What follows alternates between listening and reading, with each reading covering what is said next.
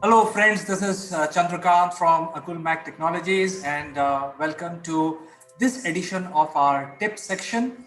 And I would like to draw your attention to major news which arose this morning, the whole of England, and because we are all connected with social media, so the entire world has seen it. But before we start discussion on this news item, let me invite my friend from London, Mr. Naval Gun. Good morning, CK. Good morning, everybody. And yeah, it's international news.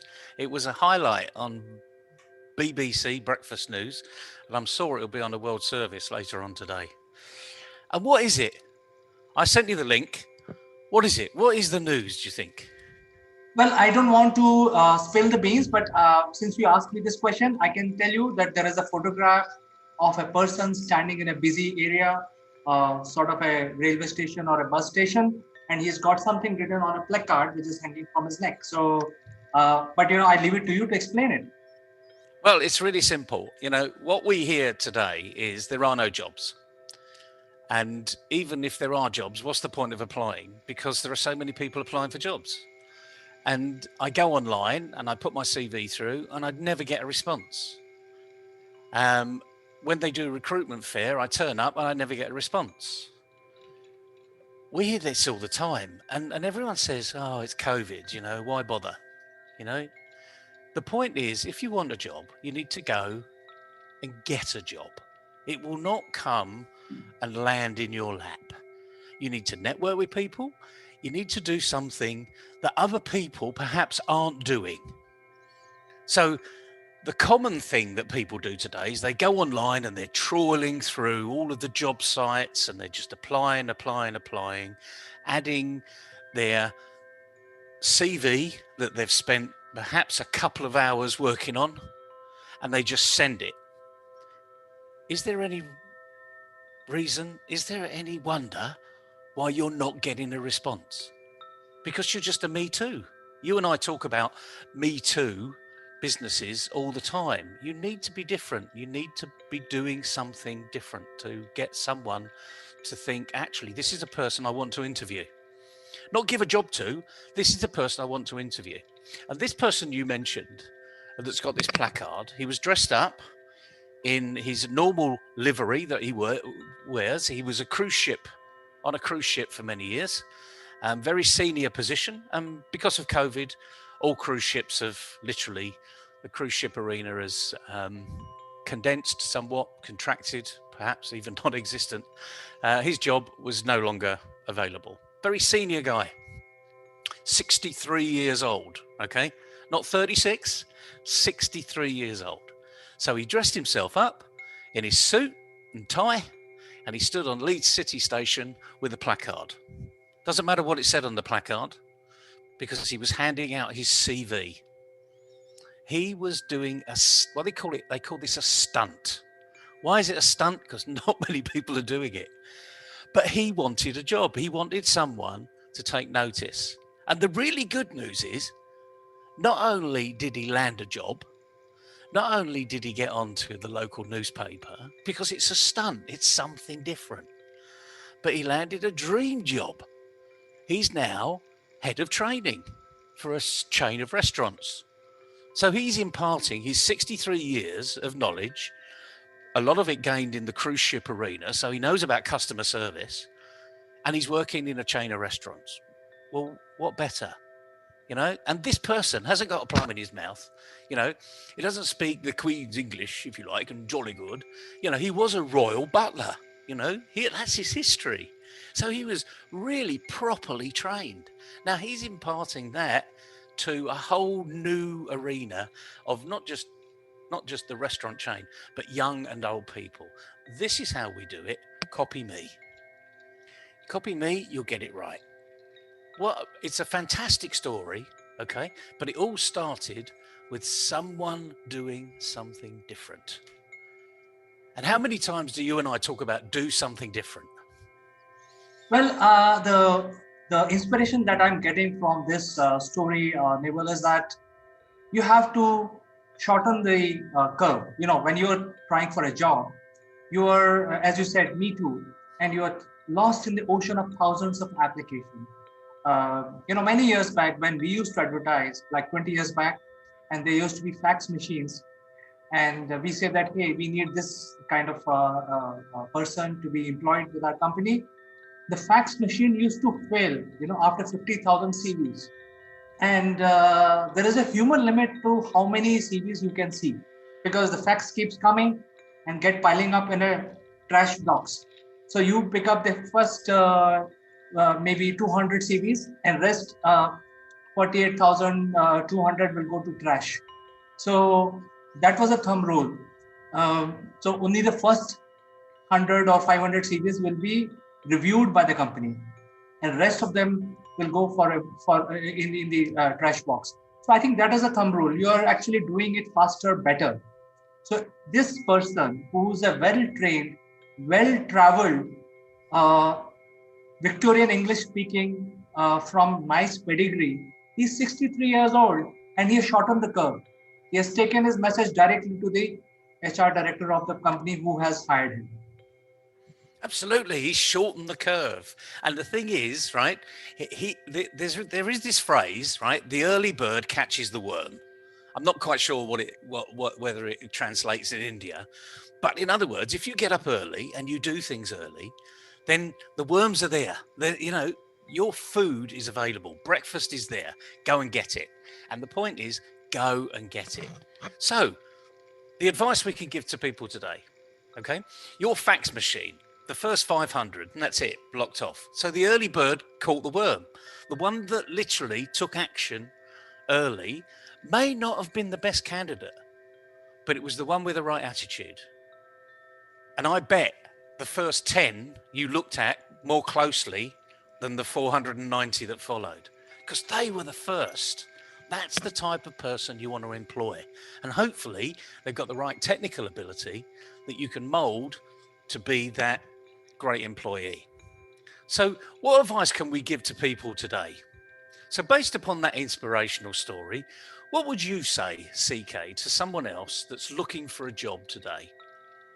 Well, I think you need to differentiate yourself from the rest, and there are different techniques of differentiating. Maybe you should present yourself. Maybe you should go meet the person face to face. Maybe you should write a letter. There are many things. There are various ways of thinking out of the box and shortening the curve. Yeah, there are various ways. And I think what we need to do is give people one way that we know works, one way that I know works. And it's a way that I suggested for over 15 years since speaking in universities and schools and in the education system around the world. Get your CV. Put a covering letter to it. Don't type the covering letter. Handwrite it. Make it very personal. Find out the person in the organization that you need to be sending that letter to. Don't apply online. Frankly, everyone's applying online. Keep doing it, because you never know. If you're not in it, you won't win it. But do something different. Send a personal letter to the head of HR, the head of the department, someone who's influential in the organization. Tell them why you've seen the advert, or you haven't even seen the advert. This guy did not see an advert. There was no advert. He was the advert. He prompted a conversation. Were they looking for a head of recruitment or a head of marketing or a head of training? I don't know. I can't answer that question. But I know they weren't advertising. So that's the issue. Some jobs never get advertised. Here's an opportunity. Write to the people involved. Be personal. Be unique. Because I guarantee that is the early bird that will catch the worm, because you will spark something in the other person's thought process. They will respond to you because you've taken time out of the ordinary. You haven't applied online. You've taken personal time. You've looked at the organization. You've told them why you want to join them. You've given them your experience. They will respond to you. And the issue is here, if they don't respond to you, you don't want to work for them, because they don't value people. So there's two wins here. The first win is if they respond to you, result. I can't guarantee you'll get an interview, but I think you're going to have a better chance of getting an interview than anybody else. The second thing is if they don't respond to you, bing, bing, big X. Do not approach that company. Alternatively, it gives you an opportunity to write to the chief exec and say, I wrote this very personal letter. I'm disappointed that this person couldn't even respond to me. And see what the chief exec says. Because they will not like that, I can assure you. If they're a leader, they will not like it. And the other thing is, if you don't get a response from the chief exec, it's not the first cross, it's not the second cross, it's 3 crosses. 3 strikes, you are out. And then you can go publicly, and say, these people don't even respond to personal letters. Why are you buying things from them? No. The world needs organizations that believe in people and they believe in you as customers. So you're going to be doing a great job for these customers that are out there. So there was a great phrase many years ago that was unfortunately a spitting image character. For those that don't know spitting image, I suggest you look it on YouTube because it's very funny. They take the mickey out of politicians, they make a puppet out of the politicians, and I can assure you it's not a very flattering puppet. It accentuates the negative side in individuals. And there was a person called Norman Tebbit in the UK government, in the cabinet, and he said, get on your bike. In other words, it's your responsibility. Go and do it. Don't just wait for something to land in your lap. It had a different connotation then, but get on your bike. Do what this guy did. Put a placard there. You can't stand in Leeds City Station if you're in India because it's a long flight, but you can do something similar. Well, in fact, this has given me ideas, our discussion today. And the key here is to create a differentiation for yourself. And if you send your CVs, you will be lost in the thousands and thousands of oceans of CVs, and there's a chance that you may not be able to differentiate. So there is a method of building a presentation, sharing it about you to the person of the company that you want to get hired, or we can help you actually get interviewed with us, and that will be a great differentiation because you will stand out. Send this video to the company where you want to get employed, and that will be a clincher because now you're differentiating yourself.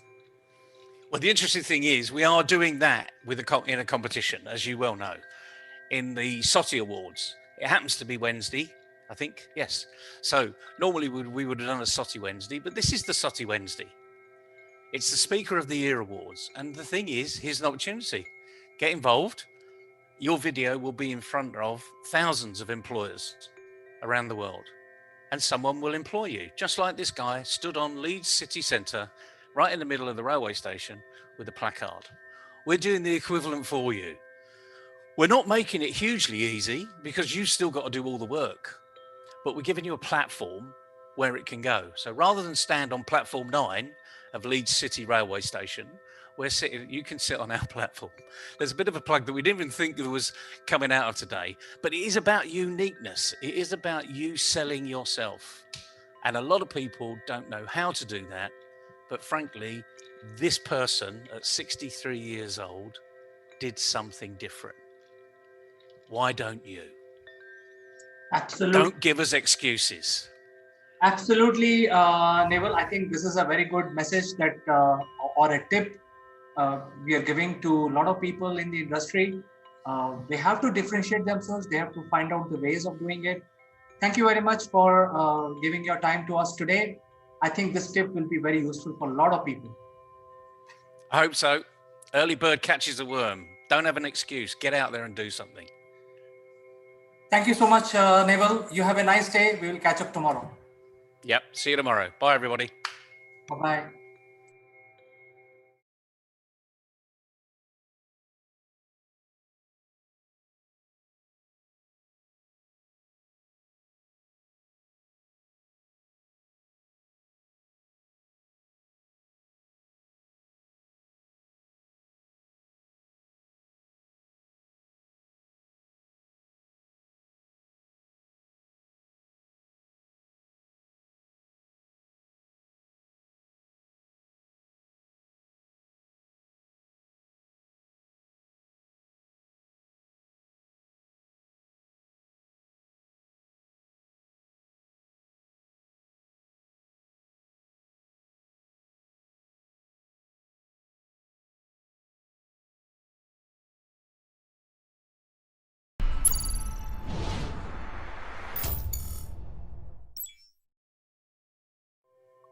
Hello, friends. This is Chandrakant from Akulmak, and I'm very honored to have Mr. Naval Gund on our show today.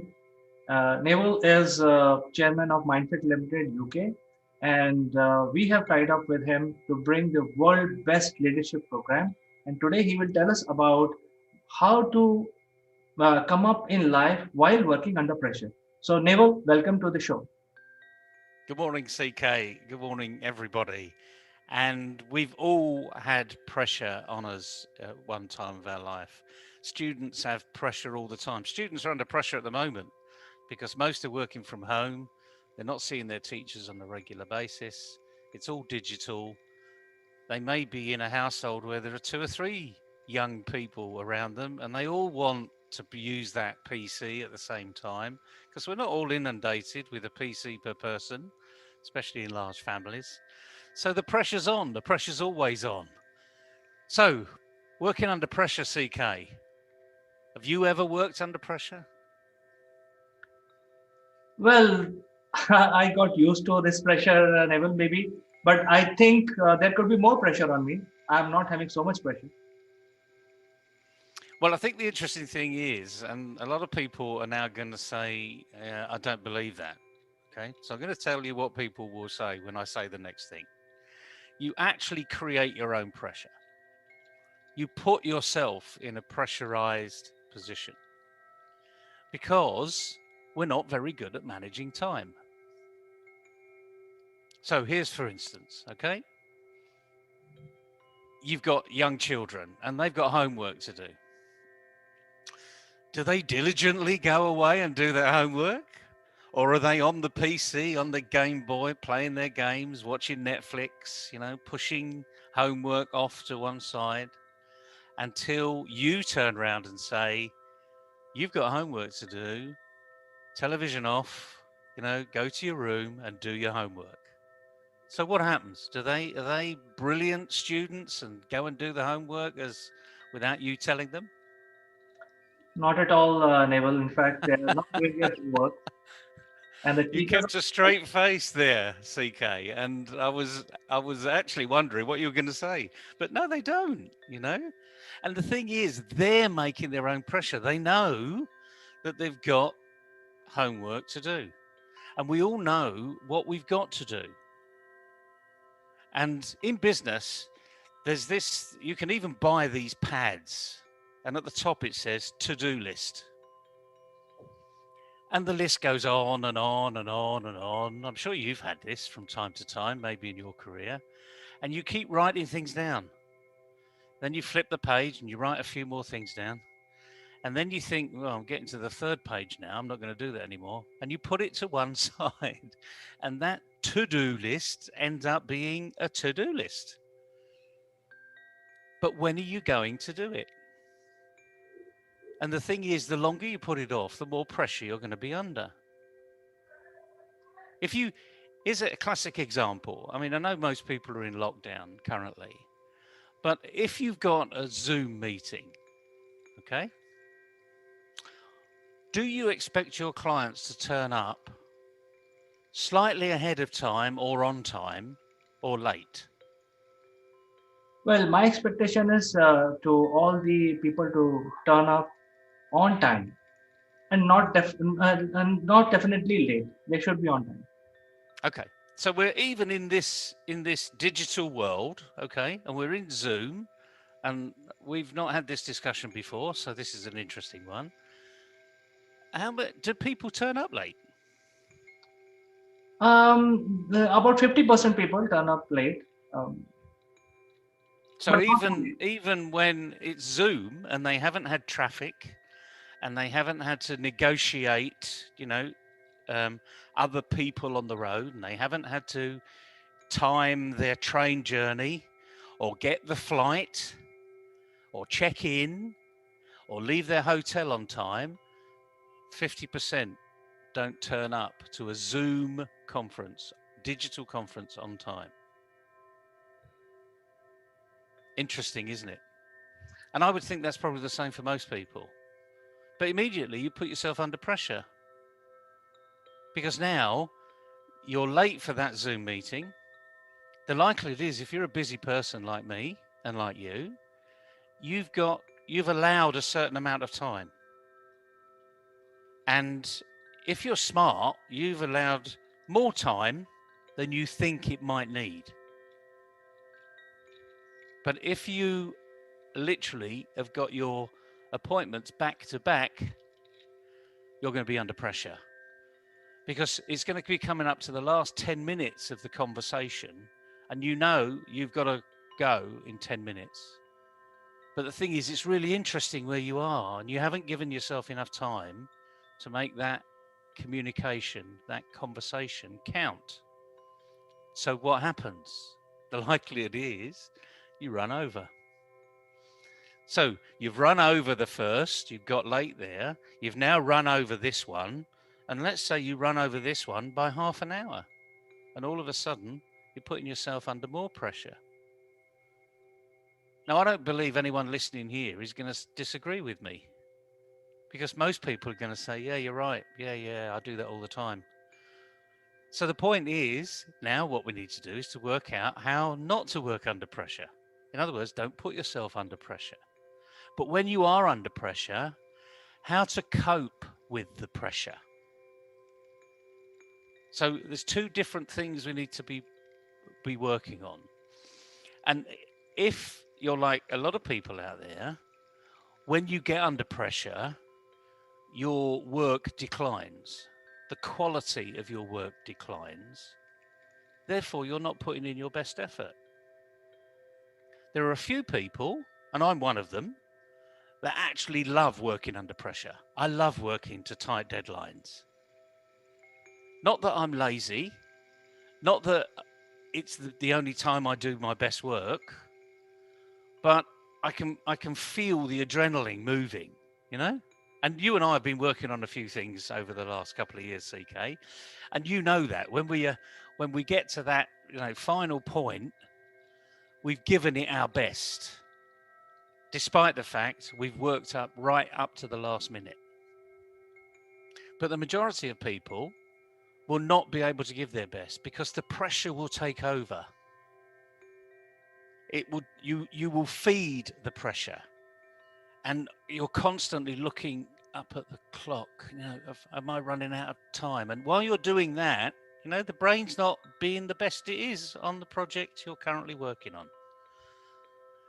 These are quite simple things, and I can see you smiling, and you're probably thinking of times when you did that, CK.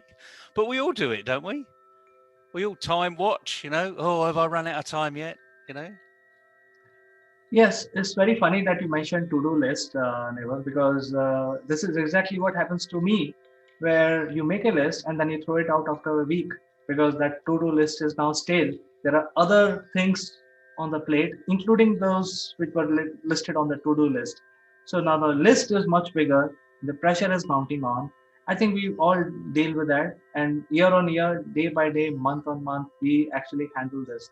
So I think the important thing is your program, leadership program, has worked out a method of training people like us, whether you are a student or a chief executive, to help your brain fine tune so that you can handle the pressure. I think we would like to know more about that. Well, the interesting thing is that handling pressure is different for everybody. And we've all got our own mechanisms. And it's a question of, do we know that we've got our own mechanisms? So if you actually say to someone, can you handle pressure? And they're in a real, what you perceive as a pressurized job, yes, they're obviously handling pressure, but they may not feel that way. They may be in this imposter syndrome arena where they don't believe they're handling pressure very well. The reality is they probably are, but they don't feel it because they're feeling under pressure. So this feeling you need to evaporate. You actually say, I've got this task. I'm going to spend this amount of time on it because that's what the budget says, basically. Well, that's what I can afford to spend on it. And I'm going to make the most of it in that particular time. That's being focused, being determined. And what that means is you need to take away all of the other distractions. And one of those could be that your mobile phone. You leave it, you leave the volume off, you switch the volume off, but actually you see it flash, And if you're a really busy person, it flashes quite a lot, actually. A WhatsApp message comes in, a Twitter feed comes in, an email comes in, a person's trying to contact you, that comes in, it will flash on your phone. That's what they're designed to do. It's supposed to help you manage your day. What it's actually doing, if you're in this pressure syndrome, is it's adding to your pressure, because it's immediately saying, I've got this and I've got this and I've got this to do. And what that means is, while you're thinking about I've got this and this and this to do, you're not actually focused on what you're doing. Now, it's common sense, really. And the thing is, people don't know how to focus. But they do when you explain to them, what do you do? How do you do this? Where do you do it? How good are you at doing it here and there? And the whole purpose of a program is to help you explore who you are. Not who I am and not who you are, CK, but it's the individual going through the process. So they literally look in the mirror and say, who am I? And once they then literally create their own prescription as who they are. And the nice thing is, there's for every identification of your weaknesses, there's always a solution to improve a weakness. And that's the purpose of a coach, of a good program, as you call it. And that's what we do. Fantastic, Neville. In fact, people who are watching this video, we just want to inform that this is a very ingenious way of handling things. And there are many aspects of leadership, and working under pressure is one of the key aspects, because every leader, every person who's actually working on a project need to have these qualities. So the MindFit, which is a world-renowned program for leadership, has this subject of how to work under pressure as one of the key areas of improvement included. So you can write to us. This is just a precursor. Please come and join the program. Write to me or write to Neville directly and know more about it. So Neville, you have anything else to add before we end? Well, the world needs leaders, CK, as we've said many times before. We need people that can lead others, can get the best out of other people. And to do that, you've really got to get the best out of yourself first. So that's where we start. We look in the mirror. And if you really want to go and motivate yourself today, just type into Google or YouTube, one of your favorite songs about reflection. I love Michael Jackson. I think it's brilliant. I love the tone. I love the music. More importantly, I love the lyrics, because it says, if you want to make a change, take a look at yourself and change. So that's the whole purpose of being MindFit. Do it yourself first. And then you have the rite of passage, the operating license to go and help others. So it's pretty simple stuff, but it is for a lot of people, it's going to be going back to basics, because we don't learn this at school. We don't learn this in the education arena. We make an assumption we learn it. When we network with other people, there is an assumption that we know how to communicate with other people. And if you notice, when you go to a networking meeting, some people are really good at networking. And then you put yourself under pressure because you say, well, they're really good at it and I'm not. It's this self-imposition, I'm no good. Well, yes, you are, actually. Everyone's a genius. It's just that they haven't found it yet. So it's a fascinating arena. And the more we can do with people around the world, the better the place will be. Simple as that. Yes, Neville. In fact, MindFit program is a need of the hour, especially now, and especially in India. I think all of us and most of us who are in profession, in teaching, education, they should actually look at this program and join in. So thank you very much, Nebel, for joining us today. We will catch up with you again tomorrow with something more interesting. See you tomorrow, CK. Good luck, everybody. Enjoy the day. Bye-bye.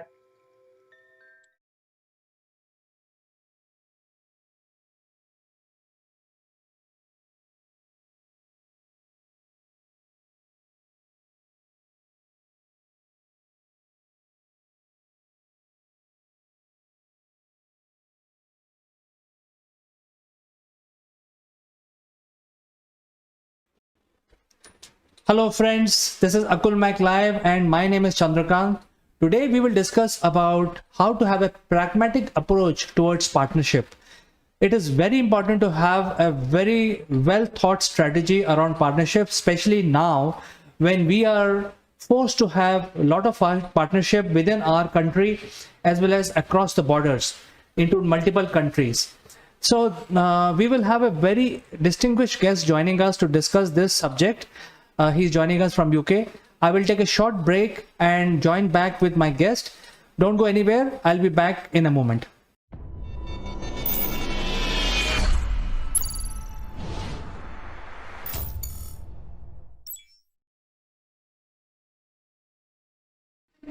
Welcome back, friends, and I'm very happy to have our guest today with us, Mr. Mike Bradley, who is joining us from UK today, and we have a very interesting subject to discuss. It's about pragmatic approach towards partnership. So, Mike, welcome to the show. How are you doing today? I'm very good, sir. Very good indeed. And we've had a little bit of Indian summer weather for the last week, so I've been enjoying it, getting out to the beach and getting out on the motorbike and all that sort of stuff. So very good. Fantastic. So we are actually quite wet here. So the world which is reeling under the wet monsoon or rains, I think there are other areas who are actually enjoying yourself, or there are other extremes where there are forest fires. So I think world is going crazy as far as environment is concerned. It certainly is. It's been warmed for a while now, and here we all are, sort of still trying to go on our own sweet way, do things exactly as we did before, and then wondering why things are getting worse, and the weather, the weather's getting more crazy, and the world's getting warmer. But it's okay to point the finger and say someone else can give up meat or can stop traveling around, but we all want to keep doing the same things as before. So not a lot's going to change unless we all take responsibility, I don't think. Absolutely. For the benefit of viewers, Mike actually heads one of the very fantastic company based in UK, and that company is called Scale Up Arena, and they actually do a lot of partnership. They help a lot of partners to come together and help them to do business together. So today's subject is also very interesting. It is pragmatic approach towards partnership. So Mike, since you deal in this particular domain, why don't you tell our viewers how we should do partnership and what is the most pragmatic approach? I think you can split it down into multiple sessions. So today being the first one. Okay. Well, I think, obviously partnerships are all about people. That's the first thing to say. So it doesn't matter where you are, whether you're in a niche market, whether you're in a national market, whether you're trying to go global, basically it's going to come down to the people that you work with. So what the key to a good partnering approach is to start from the premise that it's the people you have to work with. So I've got a little, what I call 5 C's, another one, my alliterations, which I think are quite crucial in this area. The first one is both parties, and there's that old cliche win-win, and you have to ensure that there is a win-win in the partnership that you're trying to set up. And that means it's got to be, the first C, complementary. So there's no point seeking to do a partnership where one party feels that it's disadvantaged or it's not equally in its own interest to the other party. So it's got to be completely complementary to what's going on at the moment. Doesn't matter where that is, what sector it is.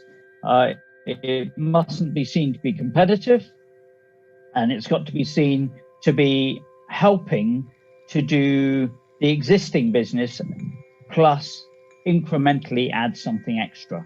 So that's my first C, if you like. Would you agree with that one, Chandra? Yes, Mike, I think that's quite interesting. But when we are working across the border between multiple countries, what is your advice to people? Because, you know, now the different business houses are coming from totally different cultures.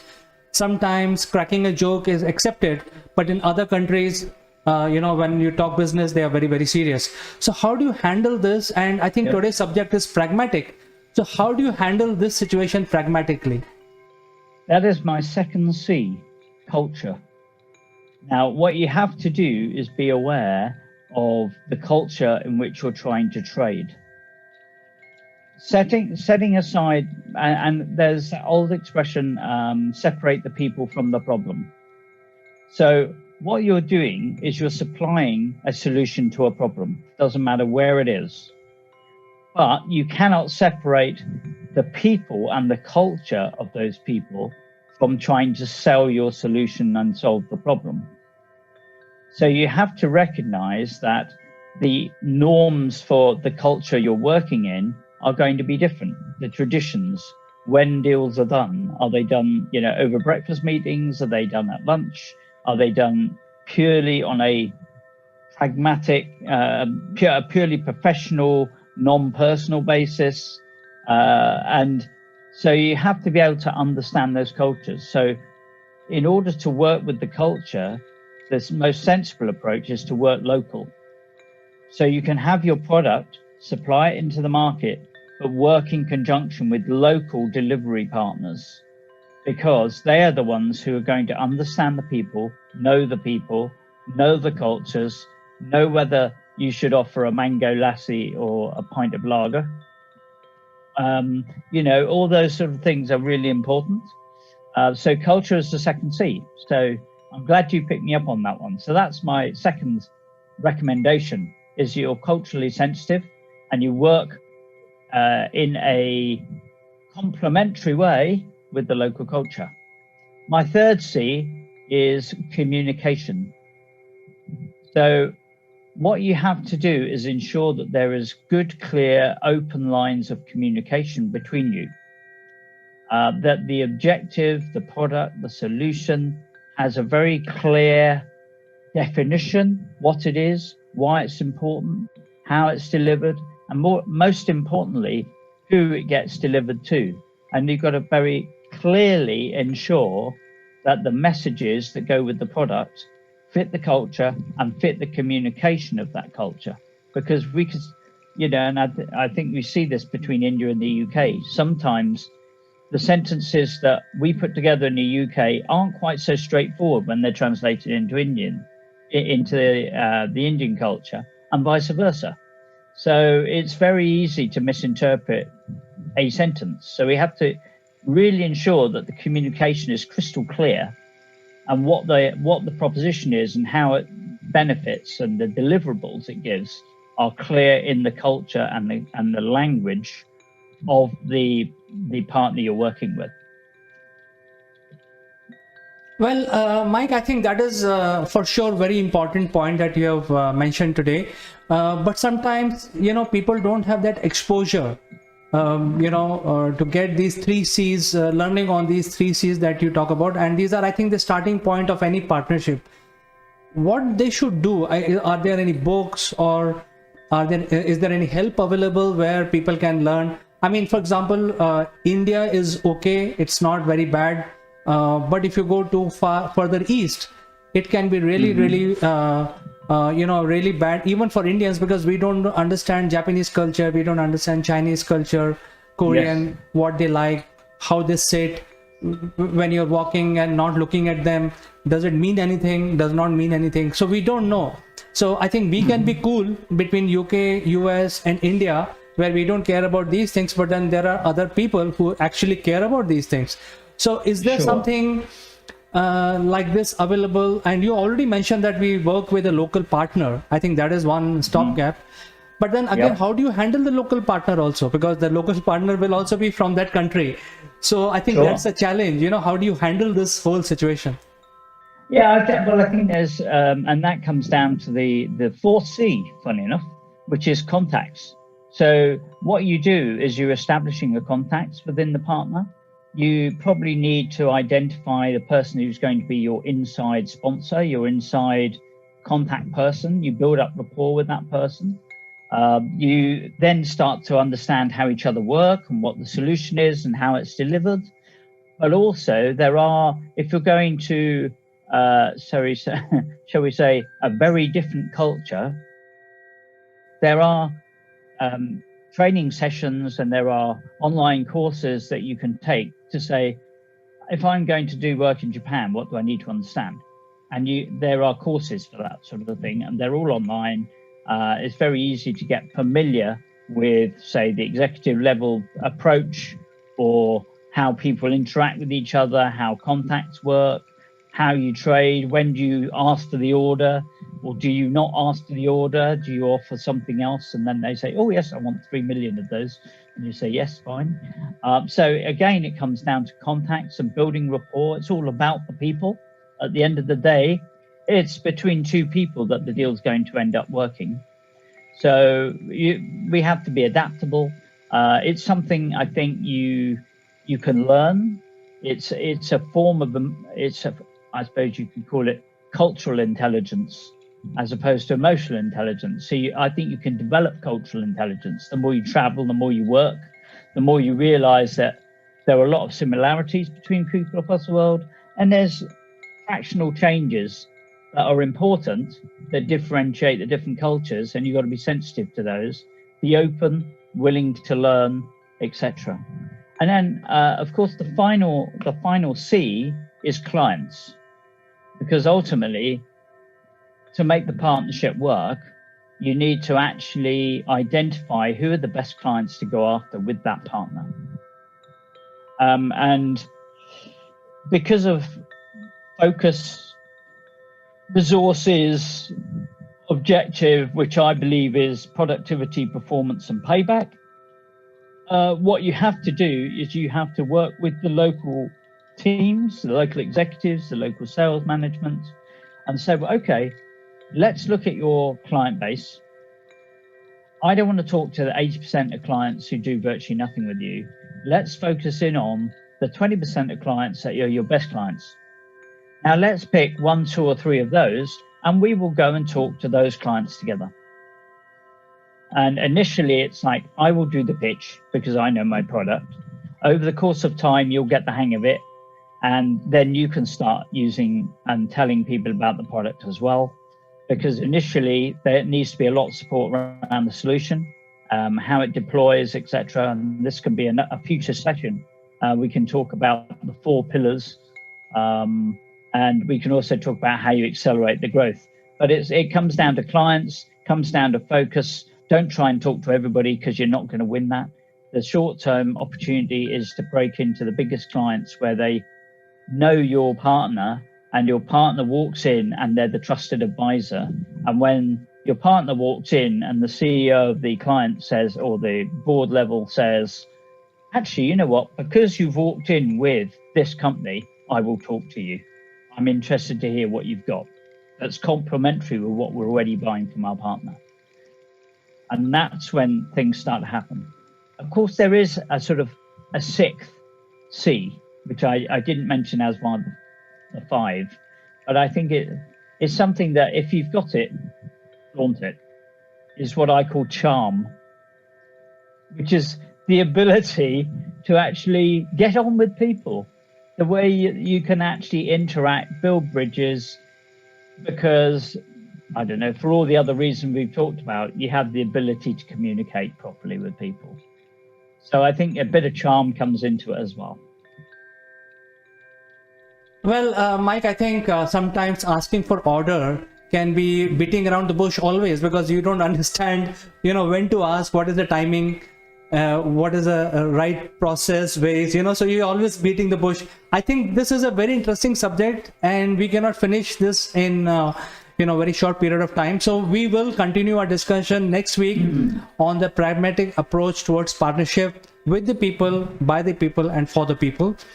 Thank you so much for joining us today and giving us all this information. And we'll catch up again in the next show, Mike. Been a pleasure, and I'm happy to elucidate a little further. Say a little more. Bye-bye for today. We'll catch up next week. Yeah, take care, Chandra.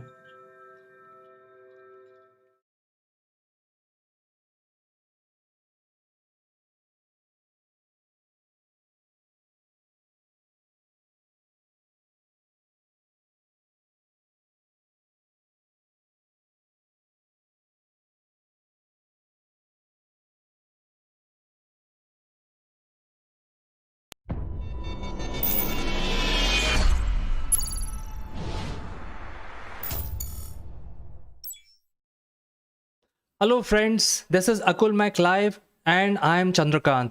So much bad news is now coming. If you look at the top newspaper or read any mainstream media, you will have all the statistics, you will have all these, when the vaccination is coming, a lot of politics is being discussed openly.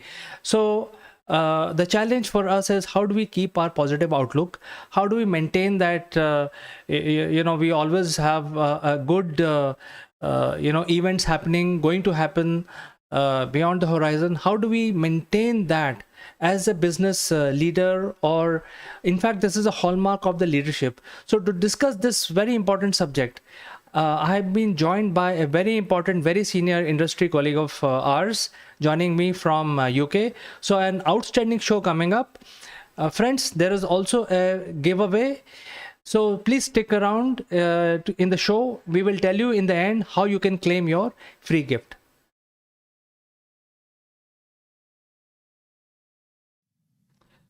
Friends, let us welcome our guest today. His name is Mike Bradley. He is joining us from UK and he is Group Chief Strategy Officer of RHF and Scale Up Arena. So we will welcome him without further ado and we will ask him a very, very specific leadership question today. Mike, welcome to the show. Good afternoon to you, Chandra. Good afternoon. How are you today? I'm very good, Mike, and fortunately the curve of infection has sort of flattened. It's still growing, but it is sort of flattened because of the lockdown which was announced a couple of days back. Right. So that's very positive news. That's very positive. Yes, so I think the question today is... keep our fingers crossed. Fingers crossed that continues. The question really is, how do we maintain a positive outlook, or how do we remain positive with positive mind frame in the event of adversity? That's really the question for leaders and your advice for the leaders. Absolutely. I also would phrase that as the art of true leadership, because I think anybody can lead when things are going well. But the mark of true example and leadership is when things are going badly, that person can still maintain the support and the spirit that enables somebody to overcome the challenge. So for me, that, maintaining a positive spirit in the face of adversity is the art of true leadership. So much bad news and new mutation of corona. Because of that, people are having a lot of hindrance in their day-to-day activities. The strategy planning also is not working because what strategy to plan for what month. So all those of complexities are now coming up in the business. So what is your advice? How do we maintain a positive outlook towards our business? Well, I think one of the first things that's most important is we must maintain a positive outlook. We must always look for the positives in every situation, because if you don't, it's a downward spiral and things will only get worse. So the trick, I believe, is to get up one more time than you get knocked down. So I think there are 3 E's that come to mind when it comes to overcoming adversity. There is endurance, obviously. There is endeavor, and there is endearment. And I think those 3 E's apply in all situations, obviously in business, but also in education, in family, in health, in government, and of course, least likely to occur is in the media. Because, and I think, let's start with the negatives around this first. The first thing to do if you want to maintain a positive spirit in the face of adversity is don't go and talk to the miserable people or the miserable leaders, because they will drag you down. They will bring you quite happily into their downward spiral staircase, and you'll all be going down to the abyss together. So the first thing to do is to avoid spending time with those people who are always on the negative. Second thing to avoid is to avoid taking the mainstream media too seriously. Because if we listen to the media or we read the media too much, they love a story. And there's an old expression that used to be, bad news travels like wildfire. You know, what sells, what gets viewers, nothing better than a good old tragedy or some scandal. Some negativity will always get the attention. And a few years ago, there was a newscaster in the UK called Martin Lewis, and he basically was saying we should have more good news. And of course, he was very unpopular for saying this because, you know, unfortunately, good old auntie does not like good news. They really like to stir things up. And so they'll always look for the negatives. So the second thing to avoid is the mainstream media. Don't expect to get up every day, read the paper, and then have a positive outlook, because you will be, you know, disappointed. Because I can guarantee you, if you open up the front page of any Indian newspaper or any UK newspaper, particularly the red tops, as we call them, you will see a negative headline, because they love to drill into that. And of course, we all read these things and we all, you know, but what actually happens is nobody actually gets anywhere by focusing on the negatives. You know, and I think as an example, you know, if wars start when both sides focus on the negatives, they seek revenge, okay?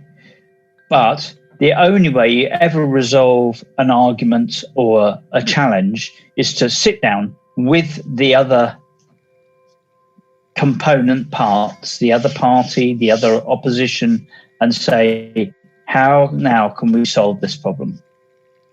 It's only, and every war ends up with a sitting around the table of the two parties who originally started the war. So the crazy thing is you have all this negativity in between, lots of deaths, lots of collateral damage. And at the end of the day, what solves the problem? Sitting around a table and seeking to find a positive way forward. So short circuit all that and start, I would suggest, with looking at the 3 positives I said, the 3 E's. So the first thing you have to do is obviously work hard, endeavor. Okay, so there is no point sitting in the middle of a room, head in hands. Oh dear, I've got a terrible situation. It's terrible. It's bad news. All I would say is stand up, get up, start trying to open the doors that you can see. You may get 9 doors slammed in your face, but the 10th door will be the one that opens. So the key to that is, you know, leave no stone unturned. You as an individual a leader, a worker, a member of the family, you are the only person that can change the situation to a positive. And you can only do that by trying to open the doors that are immediately in front of you. It's like nobody climbs a staircase by jumping to the top. You have to climb one step at a time. But who has to take that first step? You as an individual have to. So, first of all, endeavor is vital. Yeah? Do you agree with that? And now I'll give you the next one. Well, I think very good advice. So very important. Stay away from naysayers, negative people is absolutely essential for our own good. And also not look at the mainstream media too seriously. I mean, you can look at it, but not too seriously. But I have a question, Mike. Exactly. The question is that, people used to read the newspaper and whatever they can grab, and they used to call themselves information junkie. And what happens to those kind of people who have this urge of knowing what is going on? Current affairs, they have to know everything, every bit of it, because that helps them decide the next move. What happens to those kind of people? Well, I would probably fall into the same category myself, actually, Chandra, because I spent longer than I care to admit, several decades being very interested in current affairs and politics. So yeah, I'm one of those. I will read the the intelligent paper, I would say, not the red tops. I'll read a semi-intelligent paper at the weekends. I will always watch the news. My father used to be compulsive about watching it. He'd sort of watch the 1 o'clock and then watch the 6 o'clock maybe, and he may even get around to watching 10 o'clock as well. I don't think the stories was that varied.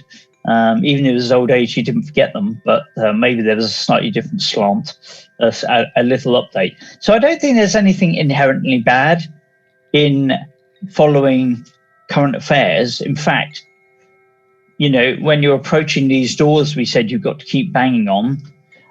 If you don't take account of the environment that you're living in, then you're not going to actually take the right course of action. So I think, being aware of current affairs is very important. Also, I think on the opposite side of what we said about mainstream media, Aquamac, for example, is a positive influence. Okay, listen to Aquamac every day. If you're having a negative situation, have some encouragement, have some positive input.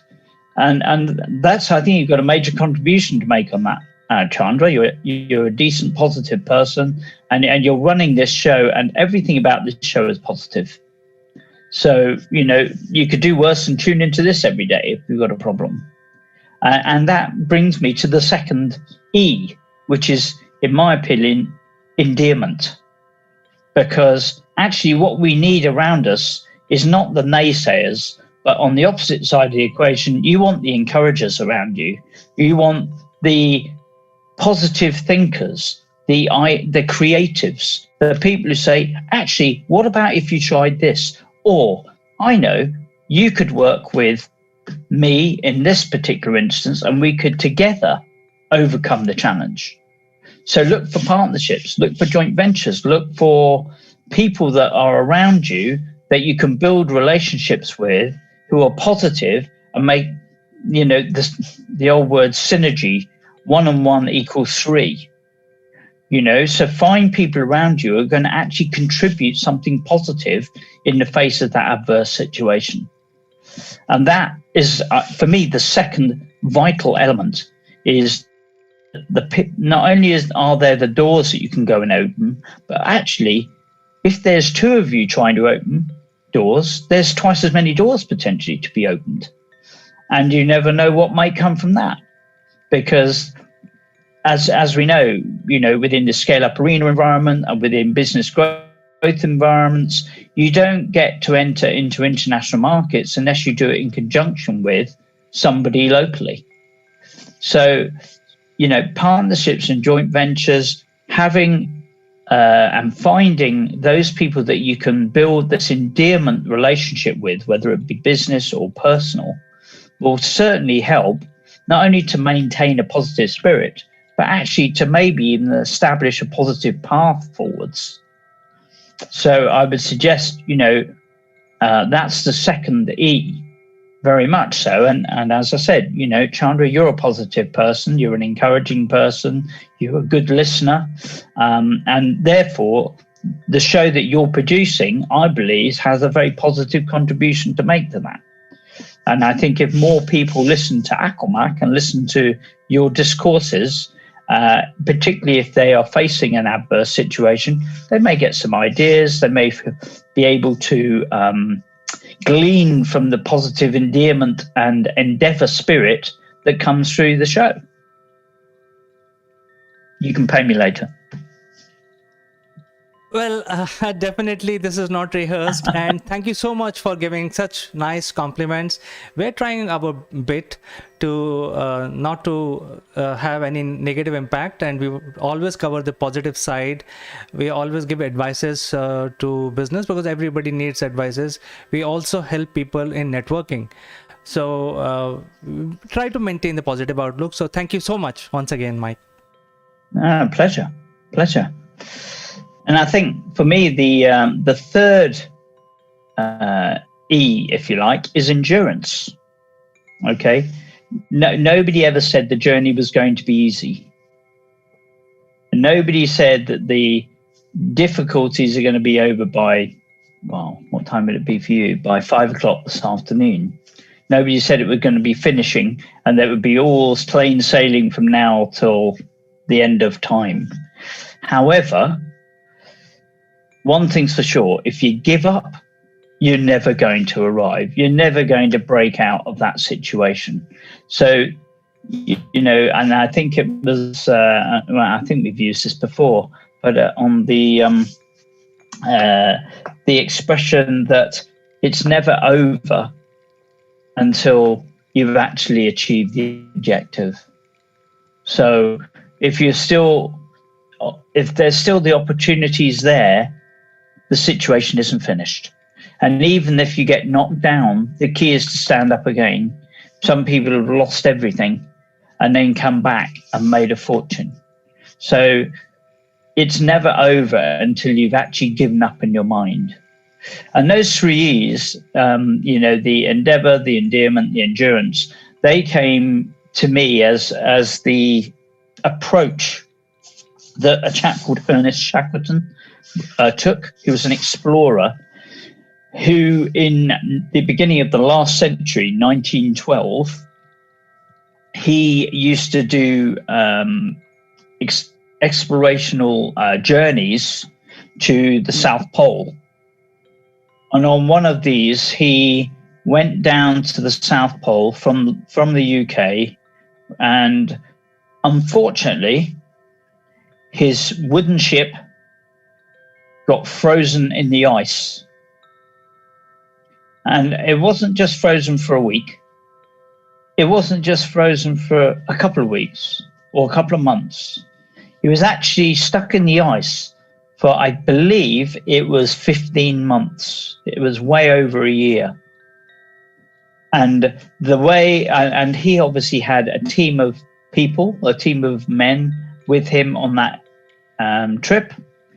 And basically those were the three characteristics of his leadership style that it meant that actually at the end of that period, and this is just a demonstration of endurance, endeavor, to manage to rescue his entire crew, which is what happened in the end. He didn't lose a man. And basically, when there was sufficient melting of the ice, what he did was him and two or three of his crew members, they rowed from where they were stuck in pack ice to South Georgia in the South Atlantic. They actually rowed it, got support and supplies, and rescued the rest of the crew.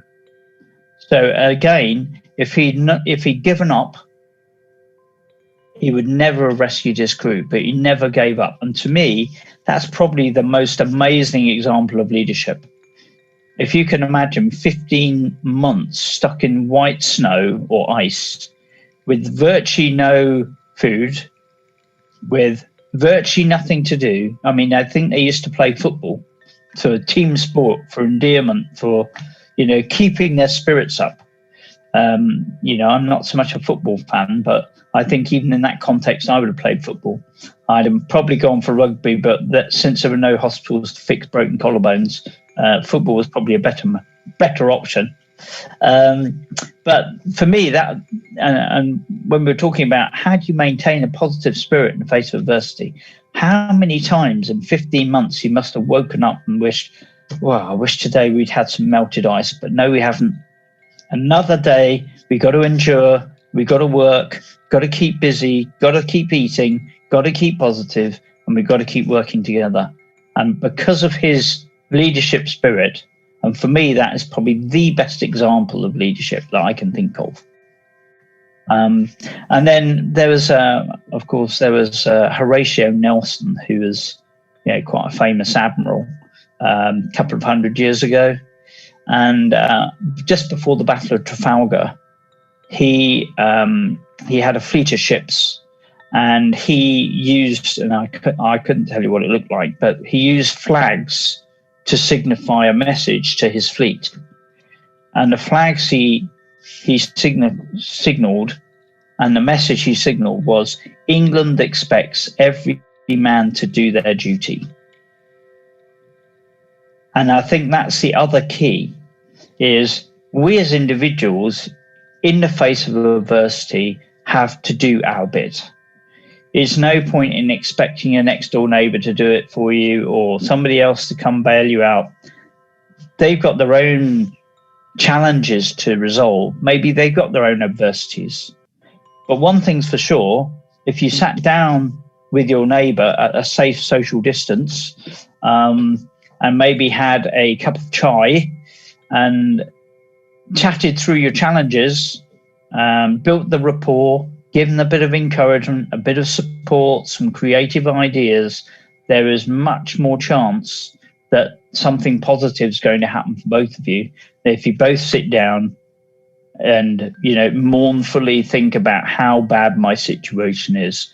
I can't get out of this and blah, blah, blah. Because the other good thing is you're not alone in it. Particularly in the current situation, there's an awful lot of people in the same boat. And the other point that's relevant is there's always somebody worse off. It's not always easy to think that. Sometimes we want to be inward looking and thinking how miserable our situation is. But actually, the only way to look at it is to say, actually, I could be much worse off. If you've got a roof over your head, you're far better off than somebody who hasn't got a roof over their head. If you had something to eat today, you're far better off than somebody who hasn't had anything to eat yet today. So whatever happens, you've got to be, count your blessings. Because if you don't count your blessings and keep positive, you'll join the naysayers and the mainstream media on the spiral down. And that there's only one way that you go down, and that's to the abyss. The only way is up and forwards, in my view. So how do you maintain a positive spirit? You've got to work at it with endeavour, endurance and endearment. Well, Mike, you gave a very good example of Mr. Shackleton. I think people who have not read about him must read and understand what is this endurance is all about. I think he went to the North Pole and then he wanted to find the South Pole, and that's when all these events happened, and I think many more events. His life is an example for everyone. Yeah, very interesting. So I think some of these very positive words came out from our discussion today. I think you are speaking from the heart and saying that, hey, let's not, there is no need to lose hope. in any adverse situation, we have to keep our positive outlook always, because something good will happen beyond the horizon. So I think that is what your advice is to our viewers, isn't it, Mike? Absolutely, 100%. And the contribution from someone like yourself. And don't take for granted those people who can add a positive contribution in your life, because they are the ones who are going to help you get through whatever adversity you're facing today. Absolutely. I think these are some of the positive encouragement we have got today from you, Mike. And I'll tell the viewers that if in case they want to talk to us, talk to Mike, please contact us. We will make that happen. We will bring you live and you can discuss directly with Mike.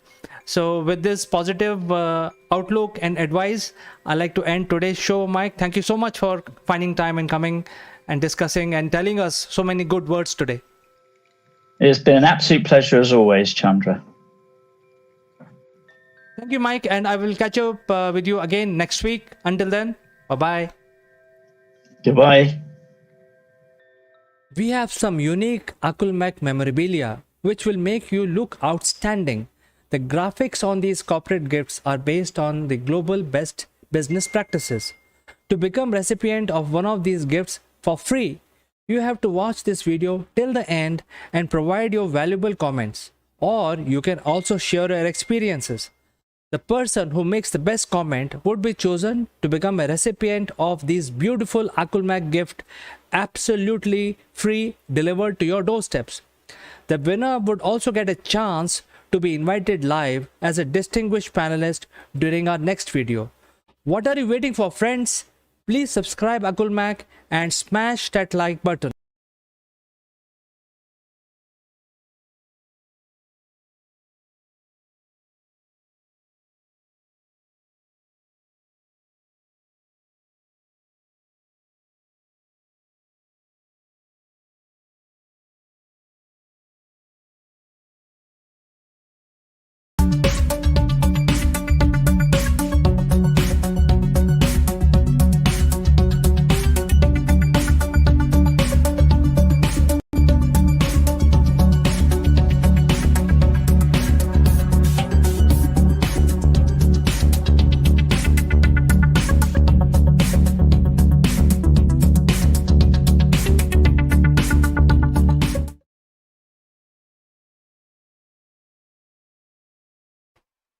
Hello friends, this is Akulmek Live and I'm your friend Chandrakant. This video is sponsored by Performance Works International. More about them in a bit. But today's discussion is very interesting. Have you ever wondered that whenever you go and buy ready-made clothes for yourself, they don't fit? Same is the case with shoes. And many other things, you know. So I think there is something that is missing, especially when it comes to the measurement for Indians, and this is exactly what we want to discuss today. So if you look at the standards,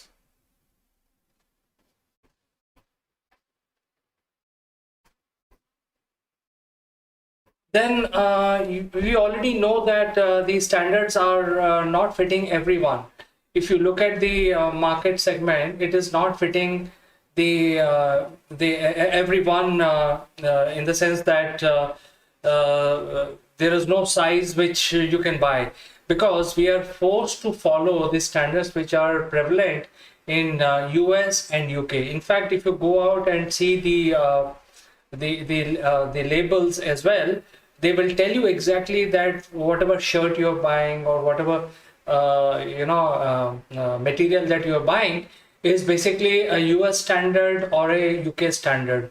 And that is why 30 to 40% people the standard will fit into 30 to 40%.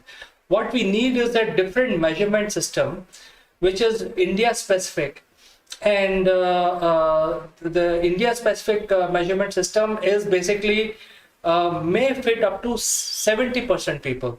So I'm not saying that it is going to fit the 100%, but at least 70% of the people. And that is why so far, even after 75 years of independence, Indian government has not done this kind of a survey. They might have done this survey in the past, but they have not come out with their own standard of measurement. And that is why the Ministry of Textiles and NIFT, which is the National Institute of Fashion Technology, they have teamed up together and they are going to conduct a survey in a very unique manner. The survey will be conducted across the sidewalks in multiple cities. And basically, when we are doing this kind of measurement and this kind of survey, what it takes to, it's basically, we have to take numerous different measurements of different variety of people and then average them out. And that is why we need to take this average across the length and breadth of the country, because India, being a very large country, has people of different sizes and different races.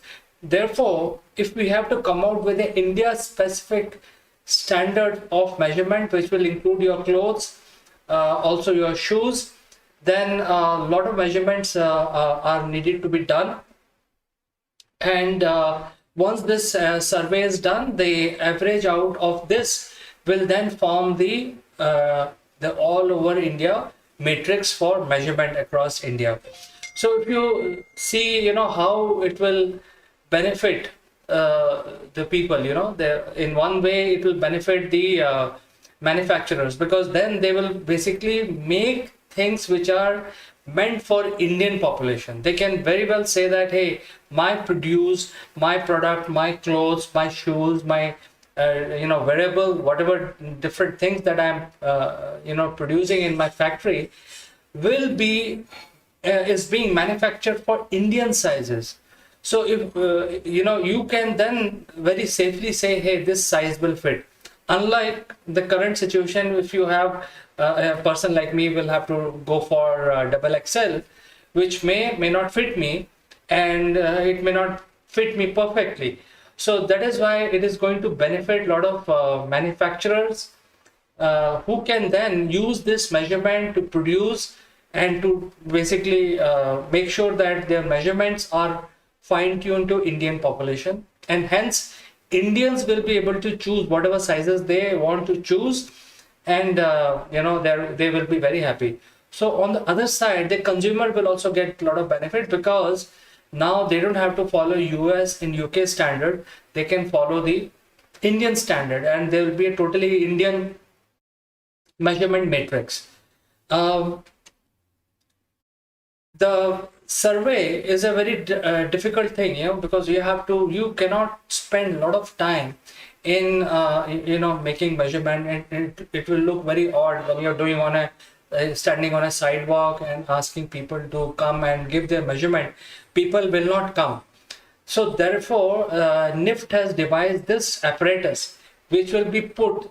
It's going to be inside an enclosure, and it will have multiple sensors. So the people who are going to manage this booth, so they will create sort of a booth with all these sensors inside, and they can invite people, hey, we are doing some survey, please walk in and help us. So with that, if there is no measurement, there's no inch tape required, people will not hesitate. It's just a walkthrough. And as you walk through this apparatus, the measurements will be taken. So I think this is a very different method of taking the measurement, where the NIFT and under the consultation from Ministry of Textile is going to take thousands and thousands of different measurement across multiple cities, and they will be doing on the sidewalk of prominent places where there are a lot of people walking around. So for instance, in Delhi, it will be in an area called Connaught Place, and so on and so forth. So there will be public places where these apparatus will be kept, managed by people from NIFT, and they will ask people to come inside, walk through, and the sensors inside this apparatus will take the measurement, and build the database. Once the database is built, the averaging numbers will then help Ministry of Textile to come up with India-specific size size matrix, and then they will publish it so that different manufacturers can use this to manufacture, produce, and the consumers can then very safely buy the material which they can actually want to wear, and it will fit them perfectly, not like compromise, only 30 to 40% population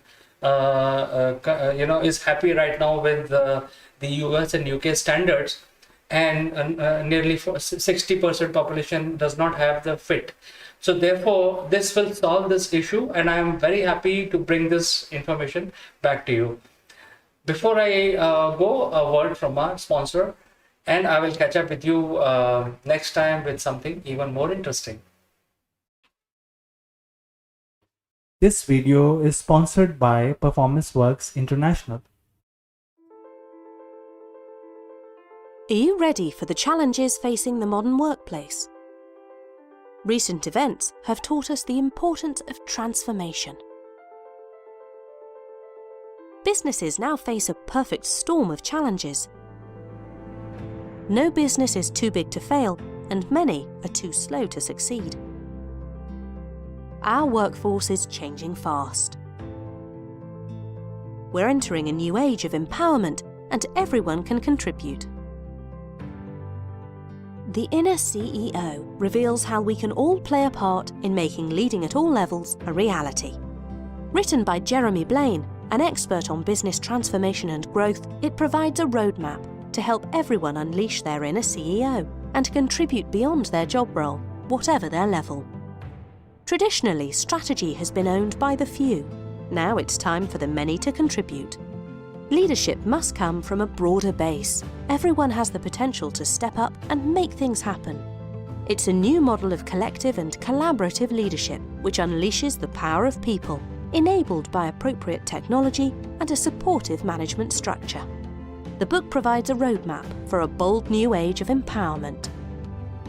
Supported by a range of resources, the book provides a toolkit to help anyone unleash their inner CEO. Organisation health, development and growth is owned at all levels. Are you ready to unleash the inner CEO?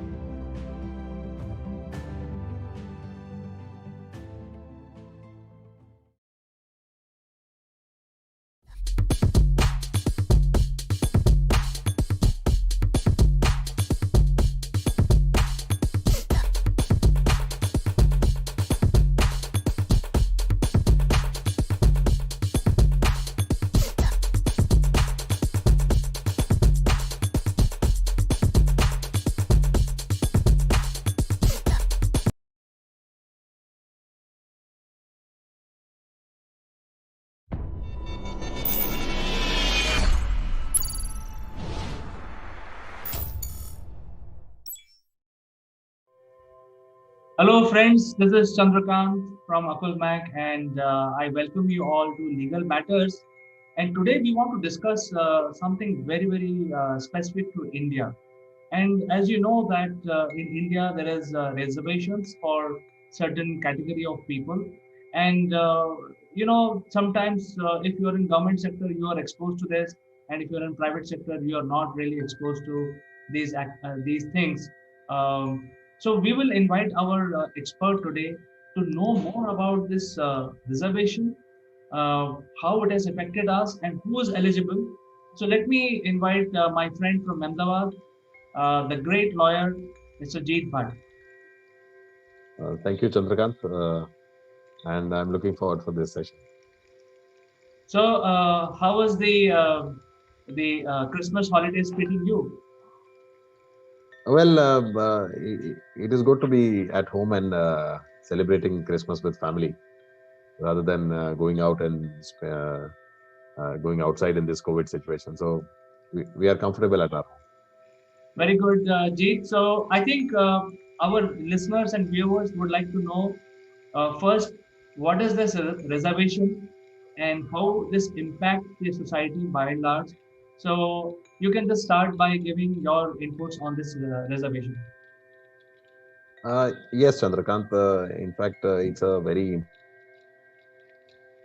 important topic in this, and reservation in public sector, civil services, government departments, and also in public and private educational institutions, uh, which reserves certain seats for the socially and educationally backward classes, the scheduled caste, and the scheduled tribe.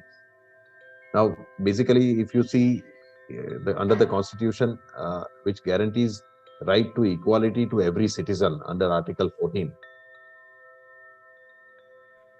but this right to equality also means that equals have to be treated equally, and unequals cannot be treated equally, because you need different layers, wherein you can't treat the topmost layer of the society with the bottommost layer of the society. That is not the concept of equality.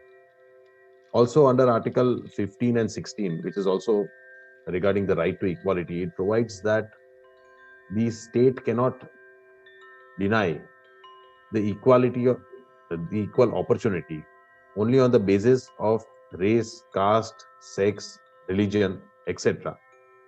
But it also, under the subclause 15 clause 3 and 16 clause 4 of the Constitution, provide that nothing in these clauses would prevent the state from laying down certain policies to benefit these backward classes and socially and educationally backward communities, as well as it can make provisions for women and also for physically handicapped people, because a well-built person cannot, and a physically disabled person, you can't treat both of them equally, because both needs different parameters. A physically handicapped person cannot compete with a uh, with a with a normal person.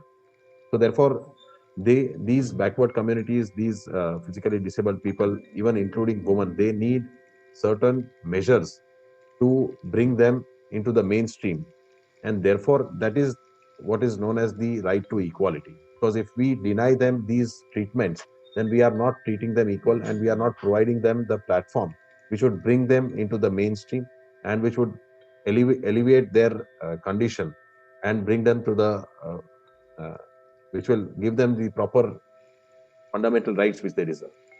So therefore, reservations are not an exception to the right to equality, but they are a facet of the right to equality, and they foster equality, and therefore they are provided under the constitutional framework. And there is a National Commission for Scheduled Caste and Scheduled Tribe, which is provided under Article 338 of the Constitution. And uh, when the Constitution was drafted, there was a constitutional scheduled caste list which was created in the year 1950, which prescribed for around 1108 castes, which are termed to be as scheduled castes, are around as scheduled tribes. So the list is provided under this list, and they are to be provided reservations as per their population in different parts of the country. So reservation is provided in public employment, civil services, government departments, and also in all public and private educational institutions. So it is provided for seats reserved in educational institutions, for seats to be filled in public employment, and also provided for promotional avenues. Normally, we see around 15% seats are reserved for scheduled caste, around 7 to 8% are reserved for scheduled tribes, and around 27% seats are reserved for other than backward class, that is OBC, which is also which is derived from socially and educationally backward classes. So in 1979, it was felt that apart from SC and ST, there are several other backward classes which are not part of the mainstream in the society. And therefore, a Mandal Commission was set up in the year 1979, which studied the entire country and various castes and classes, and came to the conclusion that there are around more than 3,700 classes which are backward classes, are socially and economically backward. And they provided that some reservation should also be provided for them. And ultimately, it led to the famous case of Indira Sani, which is also known as Mandal Commission case, wherein in 1992, the Constitution Bench of the Supreme Court uh, upheld the reservation for the backward classes, but provided a ceiling limit, saying that reservation in no case can be more than 50% of the available seats. So reservation provided for the backward communities like scheduled caste, scheduled tribe, and OBCs, the SEBC, cannot be more than 50% in any state in the country for the available seats. So this type of reservation for backward classes is also known as vertical reservation, because what has happened is that then reservation is also provided for women, also for physically handicapped candidates, also for ex-servicemen, and for relatives of freedom fighter. So this reservation, if you calculate with the vertical reservation for SC, ST, and SEBC, which comes to around 49%, and then add 33% for women, 3% for physically handicapped, and so and so for these people, ex-servicemen, it would become 80 to 90%. So what the Supreme Court held is that there are two types of reservations. One is vertical reservation, the other is horizontal reservation. So vertical reservation is for the backward classes, and horizontal reservation is also known as special reservation, is for women, physically handicapped, ex-servicemen, etc.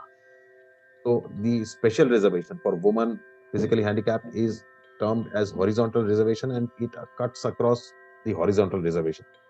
So it does not increase the reservation beyond 50%, but what it does is it cuts across and it is compartmentalized. So in order to understand this better, I would give an example. So for example, if there are 100 seats available for say a post of police inspector, and 51 seats are for open category, and 49 seats are reserved for backward communities like scheduled caste, scheduled tribe, and OBC. Now, if there are women, 33% reserved seat for women, then from 100 total seats, 33 seats would be reserved for women. But this would not mean that 77 other seats are reserved for men alone. Women can compete with men in open category as well as in reserved category. But the requirement is that 33% seats have to be filled of women. It cannot be less than that. So 33% seats for women will have to be filled. Now, if we look into the compartments, say for example, for open category, so 51 seats for open category, wherein, as per the judgments of Supreme Court, even the reserved category and the backward category can compete. And if they, on their own merit, are selected into the open category, then their numbers in their reserved category would not be depleted, or it will not affect them. Because in open category, there is no reservation. So any person being in any caste or tribe or in any community can compete in the open and general category. And if he is selected on his merit in open category, then that person would. So the scheduled caste, scheduled tribes, and OBC's reservation seats do not get affected. So they compete with the general category. So likewise, for 51 seats to be filled in open category, the 33% of 51 seats would be 17 seats. So 17 seats in open category will have to be filled by women. And if there, so what has to be done in the and what is done actually in the employment agencies is that they create a first merit list of say around 100 or 120 candidates who have been selected in accordance with merit and in accordance with their caste reservation. So out of that, first 51 would be the general category. They are appointed as per their merit. They are in the top. So if from that 51, they will identify that whether there are 17, so that is 33% women, 17 seats of women are there or not. So if there are 17 women in that list of 51, then that horizontal reservation is complete. 33% seats are there, and women categories reservation is complete. So there is no need to further add more women category into it. But suppose, say for example, if there are only 10 women and 17 seats for women are reserved as per 33% reservation, then what is to be done is that from that list of 51, because there is a shortfall of 7 women, these 7 men who are selected at the bottom will have to be deleted. And from that list of 51 towards the end list, 7 women will have to be identified who are in accordance with their merit. And if 7 women are found, then those 7 women, though they are below in the select list, but they will, because of this reservation, they will find place in the top 51. And if 17 women are found, then that list is complete, and then those 51 persons can be appointed. Likewise, for scheduled caste, say for example, 15 seats are reserved for 15% reservation. So 33% will have to be reserved for women. So that would come to around, say, 5 seats. So if 5 seats are reserved for women, and in that list of 15 for scheduled caste, if 5 women are there, then that 33 reservation is complete. But say for example, there's 5 women are not available in the top 15 per list of scheduled caste, then the bottom, say for example, 2 women are there and out of 5 seats. So then the list will have to be seen, and 3 women will have to be picked which are of scheduled caste and which will have to be brought into that list of 15.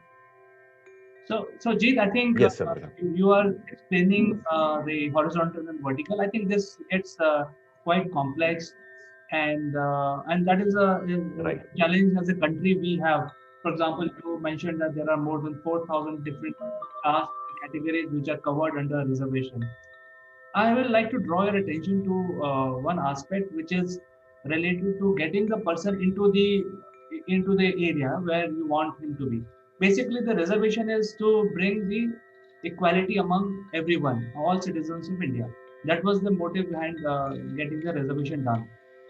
However, you can allow this person to get into this category, but you can't allow him to succeed when he actually passes through an examination, for instance, as an example. So let's say, and then, as you grow in life, your complexities of handling situations also grows along with the age. So when you're in school, then there is no problem. There is a reservation because everybody is going to study the same thing. As you grow in your education, and how far you can go is basically determined by how much you can, how many exams you can clear. So you can get into management, you can get into MPhil, you can get into PhD. All that is determined by how many exams you can clear. The whole point is that if your score is less, then obviously you will not clear the exam. So you give the reservation, get people from all these 4,000 different categories and subcategories and the general category together so that everybody is equal. But when they go through the examination filtration, then many of these people who do not have reached that point based on meritocracy will not be able to cross that threshold.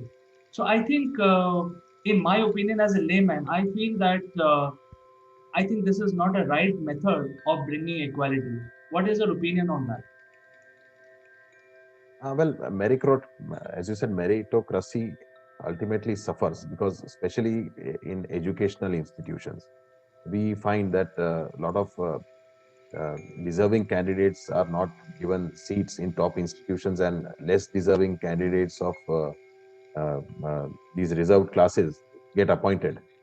But basically, that is the policy which has been established in this country since the constitution was drafted. And therefore, it is not correct to say that this policy is flawed or it is not correct. In fact, affirmative action is required. And because when you see the condition of what these communities was when when we became independent, it was terrible. They had no freedom, they had no rights, they were treated in extreme bad situations. So it was necessary to alleviate their condition. Therefore, this reservation policy was provided, and it has consistently grown. though it should decrease, because since 70 years we can't keep on increasing these reservation policies, because ultimately it affects meritocracy. But with regards to employment, if you see, then this applies only to government and the institutions which are funded by government. So, which amounts to only 10% in the entire sector, if you consider in India. The rest of the 90% of SC and SD uh, and tribe population is employed in private sector, where there is no need for reservation. So education is what is important, and yes, to an extent, uh, ultimately the government will have to decide, rather than increasing and expanding the scope of reservation, it should ultimately bring it to meritocracy. But in order to curb this reservation, what they have provided is for the term called creamy layer. So the creamy layer, so those whose situation has increased or has been better, improved in last these so many years, so whose families annual income is more than 8 lakhs. So those other than backward classes, so socially and educationally backward classes, who otherwise would get the reservation, would be kept out of this reservation if they are in the creamy layer. So therefore, those communities whose situation has improved over the years and whose income is better, or whose parents are in government jobs, or who have good jobs, their kids would not be entitled to reservation. So that is one area where the government has actually attempted to curb or restrict this reservation policy for them. And also gradually, if these communities lifestyle, their condition improves, then a lot of communities can be delisted from this list of around 5,000 communities which come under the other than backward class. And ultimately, we can reduce this percentage of reservation and give more weightage to meritocracy. But this policy is correct. I think they require this reservation, and this is enshrined in the principle of equality. Therefore, it is not correct to say that this policy is not good or bad. All right, Jeet, I think when you present this logic, I think it looks logical. But I think at the same time, 4 to 5 generations have passed after we got independence in 1947. And initially, if I'm not mistaken, the reservation law was applicable for first 10 years, but then it has been extended continuously. And now it looks like that it is the right of the people. For instance, if I remember when I was small and in school, I learned, and I remember that very hard-coded in my memory, that the president of India's is from one of these segments, and his daughter is applying for a reservation. So I think probably that those kind of things which are being corrected now, as you rightly said, that if you're in a creamy layer, your family income is more than 8 lakhs, then you're not deserving candidate to get the reservation. So I think this is great for clarifying all these things. However, I think somehow we have to bring the meritocracy also, because India is a very big country. We have to increase the amount of business people do, amount of jobs they have, whether private or public sector jobs, and that is the only way to bring the equality. That is my opinion as a layman. No, absolutely. You are right. Ultimately, meritocracy should never suffer in any country. So, because otherwise, the best brains of this country would not want to live in this country. They would want to go abroad and settle there. So, yes, the premier institutions in this country, if they are also compelled to have this reservation policy, that affects. But then, so some institutions, which are the premier institutions, should not be compelled to have this reservation policy. So yes, that can be a way forward to There's another meritocracy. point I would like to make here, Jeet, and it's very realistic. I'm coming from the ground reality. Many of these guards and very low-end workers in our society who guard our buildings and places and all that, those are basically from certain state in India, and they are not belonging to the reserved category. Yet they live in a very, very pathetic situation because their income is so less, and they are forced to work as a laborer or a small menial job, leaving their family behind because they have nothing to do in their own state. So their situation is quite bad, and they have no reservation to help them also. So I think if you look at some of these category of people who are below poverty line, but yet not covered by any schemes under reservation, their their situation is also very bad. I think we have to look at as a country and as one society where we have to treat everyone equal. So I think, what is your opinion on this kind of problems that we have? So, yes, Chandrakant, you are absolutely right, because based on economic condition, there can't be reservation. That is what is had been held in the landmark judgment of Rasani. So, even if the government wants, they can't provide for reservation based on your economic condition. So, even if you are below poverty line, there can be certain measures which would help to elevate your condition, and government can launch programs. And there are lot of programs for below poverty line people. But based on, because of your economic condition, you cannot be you cannot have, or you cannot demand any seat reserved for you in educational and public employment. So that is one drawback. But I think the country is looking forward for having reservation. And if I'm not wrong, there is some constitutional amendment which is to be brought in, where which provides for reservation to economically backward classes. And I think ultimately, over the years, if the scheduled castes and scheduled tribes condition improve, then ultimately the government can only think of having an economic reservation only for economically backward people. So their condition can improve over here. Yeah, I think the government has started 10% reservation in addition to what we already have for the economically backward people, and cut across all category of people, whether they are whatever caste, creed, religion they are. So they are all covered under that, but that is only 10%. So I think gradually, to improve the scale of what we have today in our society, I think the 10% can increase by certain percentage, and the reserved category can reduce by certain percentage, depending on how the situation is. And I fully agree with you. When the independence was granted, then the people from certain segment of the society, they were not having any land with them. At that point in time, the measure of wealth was predominantly land, because there was nothing else for you to talk about. But that brings myself also in that same category, because we were city dwellers. We didn't have land. But I'm not talking about those kind of people who are similar to me.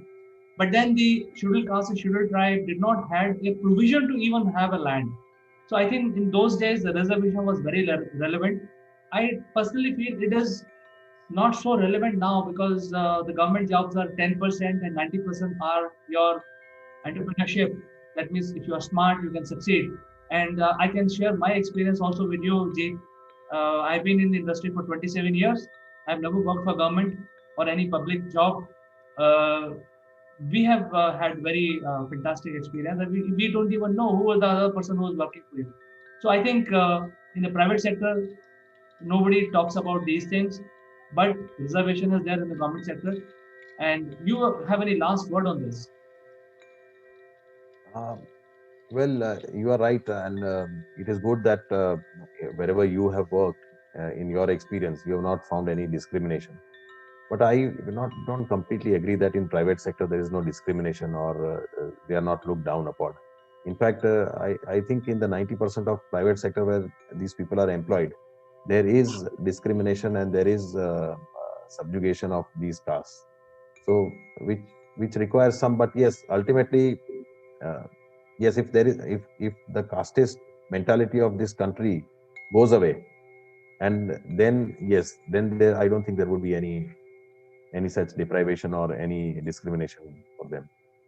Actually, you are right. I was just thinking about, when you were saying these things, I was thinking about discrimination at workplace.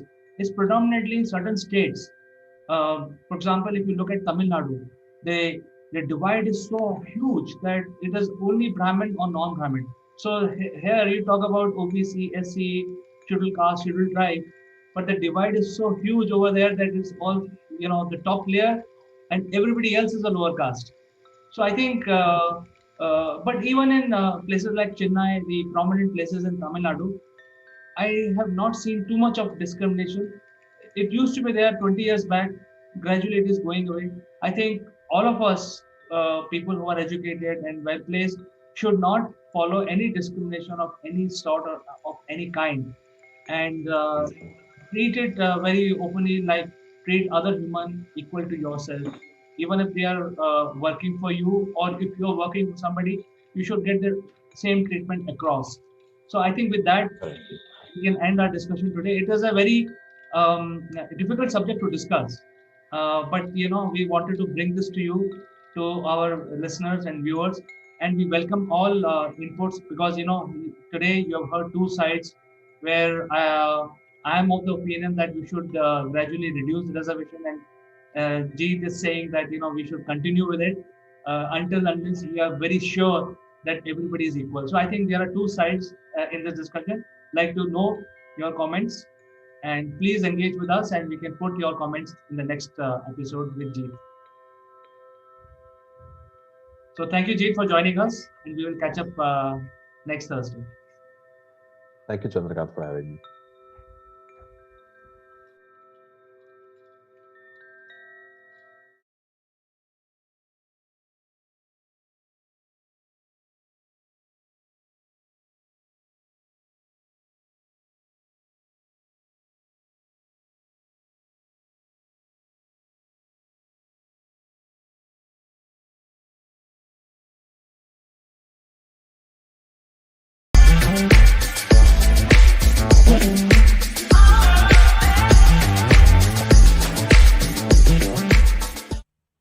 Hello friends, welcome to Akul Mac Live, and today, in fact, I want to ask you a question.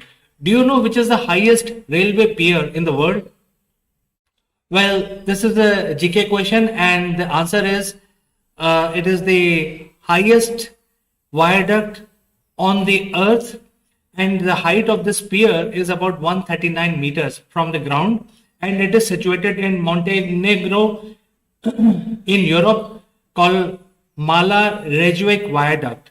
So far this has been the world record holder, highest viaduct in the world. But the information is that the Indian Railways has done it again, and they have actually set up a new world record. And Indian Railways, as you know, is the world biggest employer, and also having the third largest network in the world today. And they are actually building a road, in fact, in a very difficult terrain in the state of Manipur. And if you know that Manipur is the one of the seven sister state in the northeast sector of India, and this is located just at the border with India to Myanmar, and it is so far off. And for like so many years, it is so far off from the mainstream mainland India that it was largely neglected. And but now Indian Railways is actually doing a lot of work, and they're building a rail route in a very difficult terrain. And the capital of Manipur is Imphal, and they're connecting to another city which is just 111 kilometers away, but it passes through a very difficult terrain, and the rail route is now being built in order to improve connectivity in the city, in the state, for benefit of people, so that they can travel across the state itself. And in order to connect these two locations, the Indian Railways is now building a bridge, because the terrain is so difficult. It has a lot of mudslides and all that, and the stability of the ground is in question. So when you are actually building a permanent structure like a railway system, railway track, stations, etc., you will be amazed to know that this 111 kilometers stretch of railway track will be passing through almost 61% inside the tunnels, and whatever is remainder of the journey will be covered by a huge viaduct.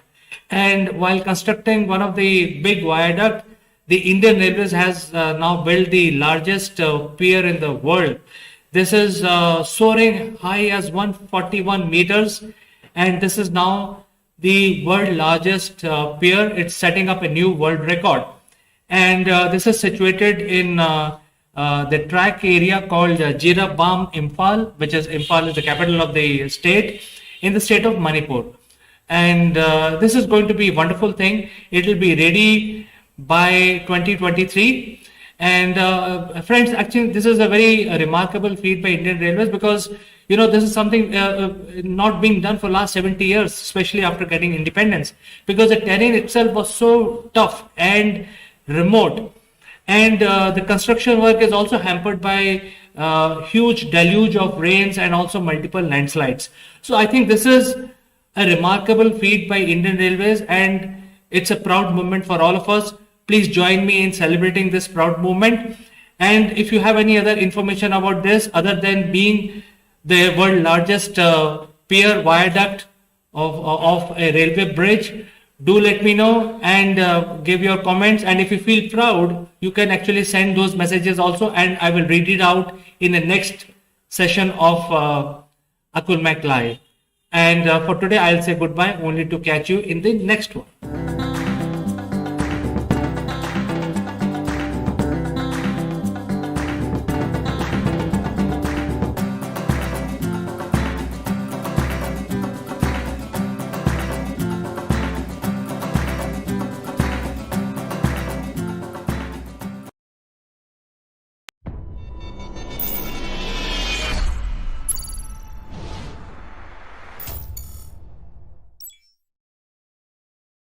Hello friends, welcome to Akulmak Live. My name is Chandrakant, and today I want to discuss something about rain harvesting, and it is a hot topic nowadays, especially when the drinking water has become so scarce, and people want to basically plan or install the rainwater harvesting system in their homes.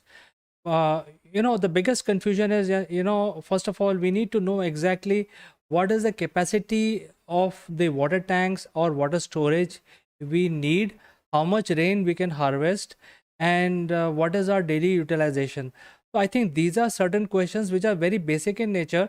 But before we start planning a rain harvesting system, we need to also plan that entire capacity, and also how we can actually recycle the water in order to maximize its usage.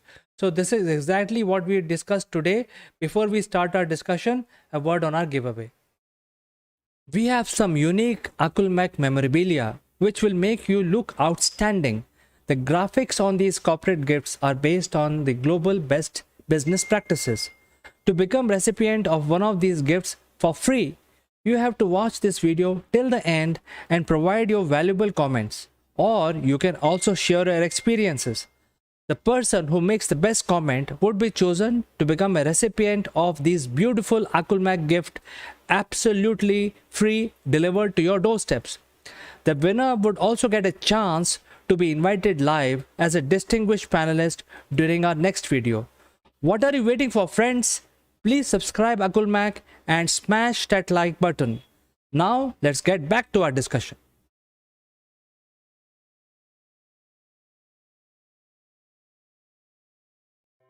Friends, today I will be sharing the mathematical formula of making your own rainwater harvesting system. Before you even embark on a project of building one for your home or for your outhouse or your farmhouse, you need to know these basic things, and I will draw your attention to these basic calculations, which are very simple in nature. First of all, we need to understand the area of our roof, which will be used for collecting the rainwater. And it's a simple calculation. The area of the roof which will be used for collecting rainwater can be determined by just multiplying length and the width of the roof. However, in order to calculate the water, we need additional parameter, and those additional parameter would be like the how much water we can get out of this roof. So for a simplified equation, I have given the height of 100 centimeters. Now, what is this 100 centimeters? 100 centimeters is the amount of rain that happens in your region annually. Now, this information you can get it if you go to the Met department in your area. This type of information is readily published, and you can pick that up. So you have to know how much rain occurs on annual basis and how much water you can collect using the size of the roof that you have.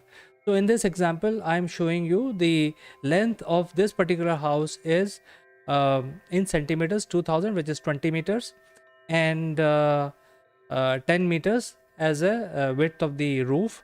And in this area there is a 1 meter of rain that happens every year.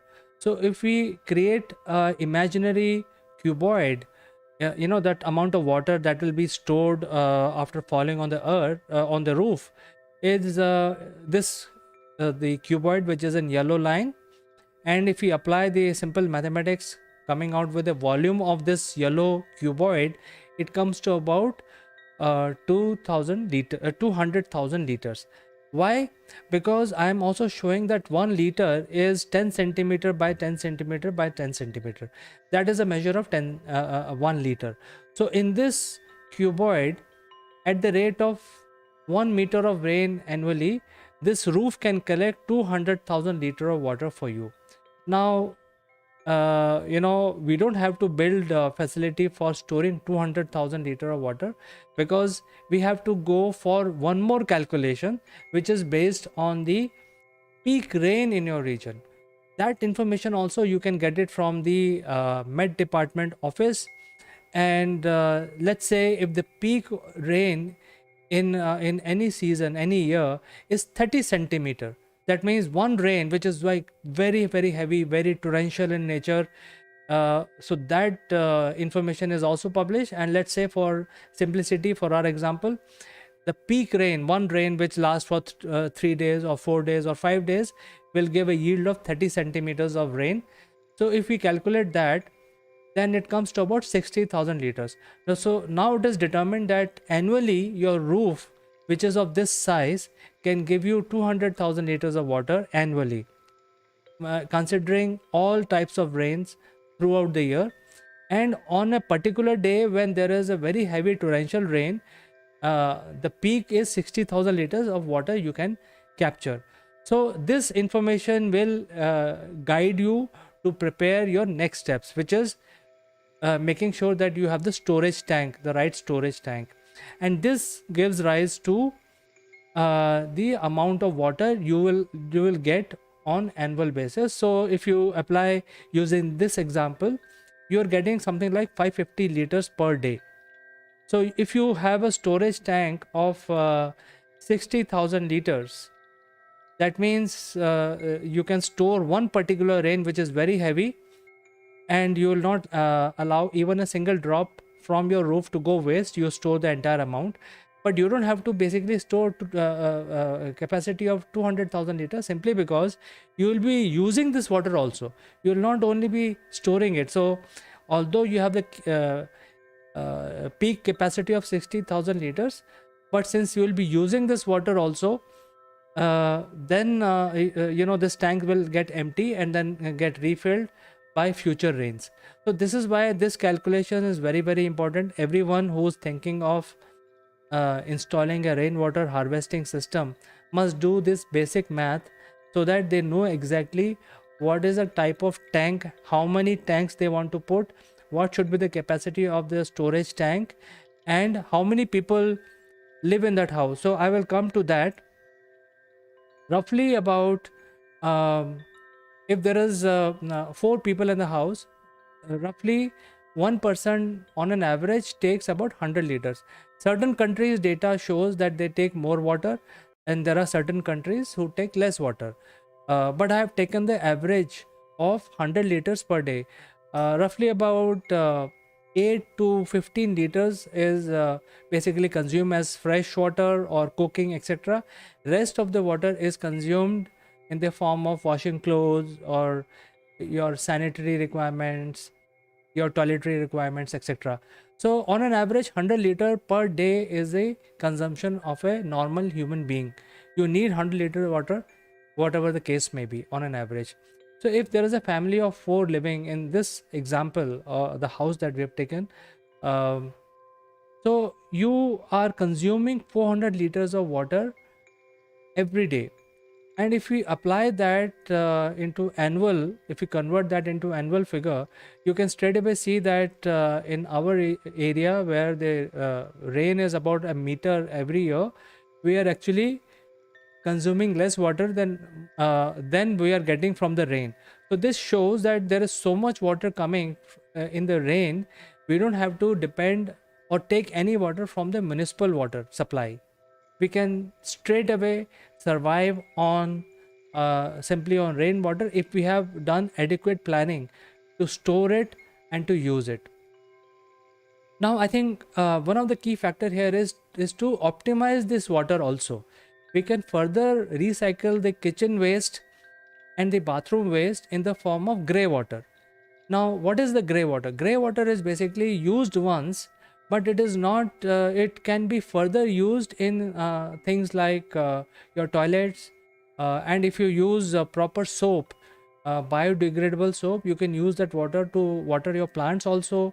Or if you have an open area, you can use it for washing outside area and things like that. Instead of using the fresh water to do all these activities, you can start using grey water, and therefore you can recycle this water into and save that. So roughly if you save 50% of the water in the form of grey water, you need to basically store that water into a grey water tank. So this is how your planning looks like now. If you have a roof of 10 by 20 meters and your rainfall of 1 meter annually, then you need a tank of 60,000 liters to store the rainwater throughout the year. Whatever the case may be, you can use up to 400 liters of water, and up to 200 liters of water daily you can recycle as grey water. And this way you can further optimize your water. And now you can see straight away that the rain is giving so much water to you, more than what you can consume. And there is no need for the water to be taken from the municipal corporation water supply. You can probably start giving them back, and this will be a great benefit to you, because you can save a lot of cost. You don't have to pay for water. You can get the water for free from the atmosphere in the form of rain. You can collect it, you can purify it, you can drink it, you can cook it, you can bathe in it, you can wash your clothes. You can also recycle it in the form of grey water. You can water your plants by changing your habits, not using usual soap, but if you use biodegradable soaps and washing powders, you can water that simply without any harm to nature, and you can water your plants. You can probably do one more cleaning process, and you can probably use it for washing your car also. So this way you can 100% survive on the rainwater by doing this calculation. Friends, I thought I will bring this simple math to you to give you idea, to give you inspiration, uh, to start thinking of installing a rainwater system in your homes, because as we proceed towards the future, the rainwater, the water itself will be more and more scarce. So we need to get the rainwater system installed in our house. I trust you will find this information useful. If you do find it useful, or if not, in either case, do write to me, do engage with me. Based on your comment, I will actually include you live in my next show. I like to say goodbye until then.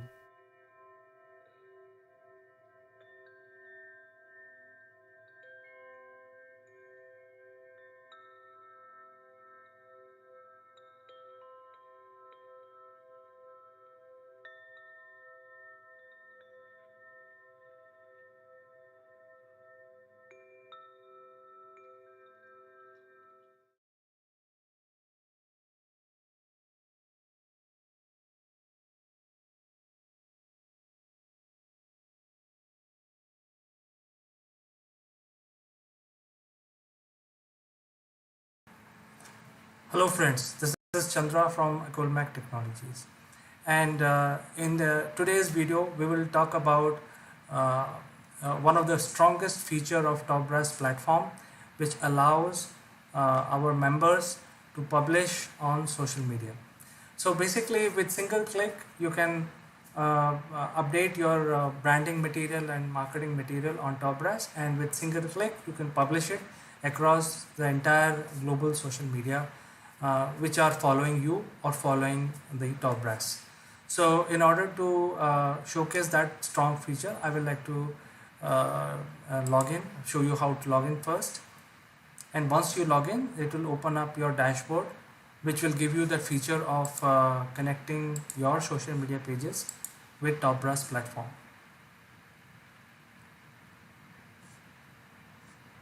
So once you log in, you go to your dashboard, and then when you click on dashboard feature, you will be shown this additional tab on your screen which talks about blog to social. And here the first thing, that's a one-time activity where you connect your social media pages to your TopBrass, to your area of TopBrass. So click on network, and the screen will change, and it will show you all the popular social media platforms which are listed here. So one by one, connect using your profile IDs and your passwords, and once it is connected, that's it. It is set up for the lifetime till the time you're member of TopBrass. Now, in addition to these profile pages which belongs to you, TopBrass has 1 million followers in their own in its own social media pages. So those are also added to your content and your digital strategy. Once you've done that, you start building your branding material and uploading them in TopBrass. And with single click, you can publish the entire content into wherever you want to publish, whichever social media platform you want to publish. And this way it will help you also create a big, very controlled strategy around your branding. In addition to this strong feature, we also have a calendar feature which will help you save your time. You can upload all your content for a month or so and run a campaign, and then schedule reposting of your content using this sort of a calendar, which will give you date wise and week wise and month wise areas where you can put and schedule your branding messages to go out into social media. So I like to also mention this point is that once you connect your social media, you have say 100,000 followers on your side.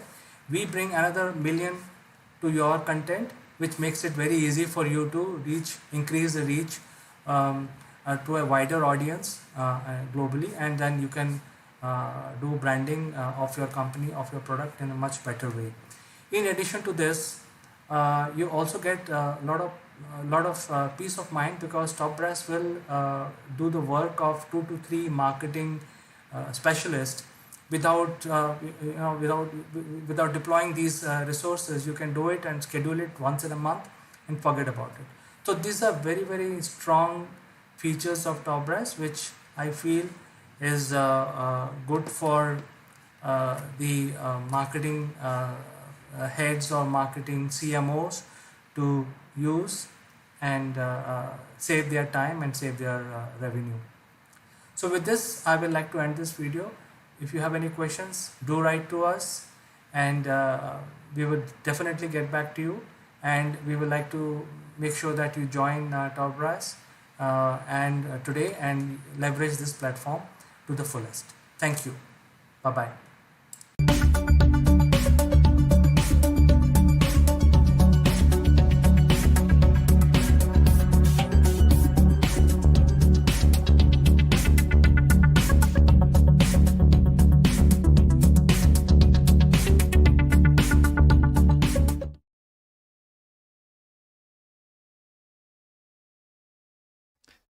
This video is sponsored by Performance Works International from UK, and more about them in a bit. However, if you want to know the details of Performance Works International, you can use the link in the description below. Have you ever wondered that why nowadays we don't get charger in our new mobile phones whenever we buy a new mobile phones? This is what we will discuss in our program today. My name is Chandrakant and you are at Akul Mac Live channel. So charger is such a basic thing that we expect after spending so much money to buy the best mobile phone in the market. We expect a charger to be available and also the headphone for music and for making calls, etc., to be part of the standard accessory of our new mobile phone. And especially the upmarket mobile manufacturers have decided that they will not be supplying their mobile phones with any standard chargers. The reason they have given is that it is because to reduce the carbon footprint of their organization, which is valid. I think if I have to analyze this in totality, it appears to be a good move for the organization because they can reduce the amount of packaging required to ship out expensive mobile phones. But as a consumer, you expect that when you order a new mobile phone, you don't want to wait for the charger to come, because if the charger is not available immediately with your mobile phone, what is that you're going to do without a charger? You need to charge your mobile phone anyway, and you've already spent so much money buying this mobile phone. So I think the expectation of consumer is to get all the standard accessories along with your new mobile phone. And this is exactly what they have gone against. And I think it's a good move because from the organization perspective, they can actually give freedom to the consumer to buy that type of charger based on his or her need. They can actually go out and they are free to buy the type of charger they want to buy for their own requirement. But at the same time, when they actually buy their charger, and we want to evaluate this decision of these companies, I think as an organization, they may be able to reduce their carbon footprint, but overall, actually, it is increasing more burden on the mother nature. I'll exactly tell you why. When you get a new mobile phone, you expect that it comes with a charger, but now it is not coming with a charger. Especially the top 3 mobile brands, they have decided that they will not be shipping any charger along with their mobile devices.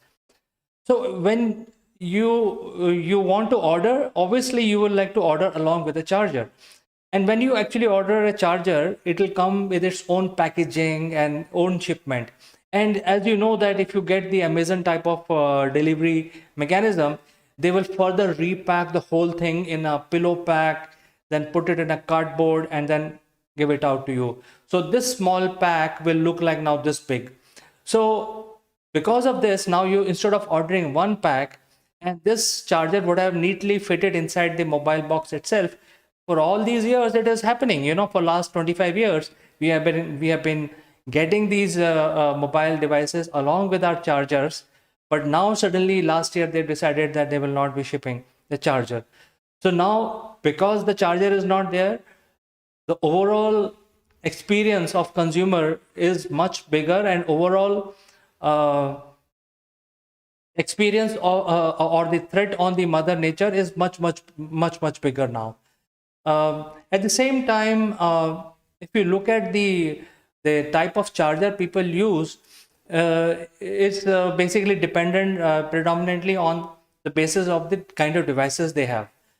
The other problem with this is that there is no standardization of the charge points, the chargers which are required for charging your mobile devices. And it is only few days back in month of September that the EU decided to standardize on USB charger across the EU. So there is no standardization. So if you buy multiple devices from multiple manufacturers, you actually end up buying different chargers or having different chargers today for all of these devices. So there is no device, no charger standard for all of them.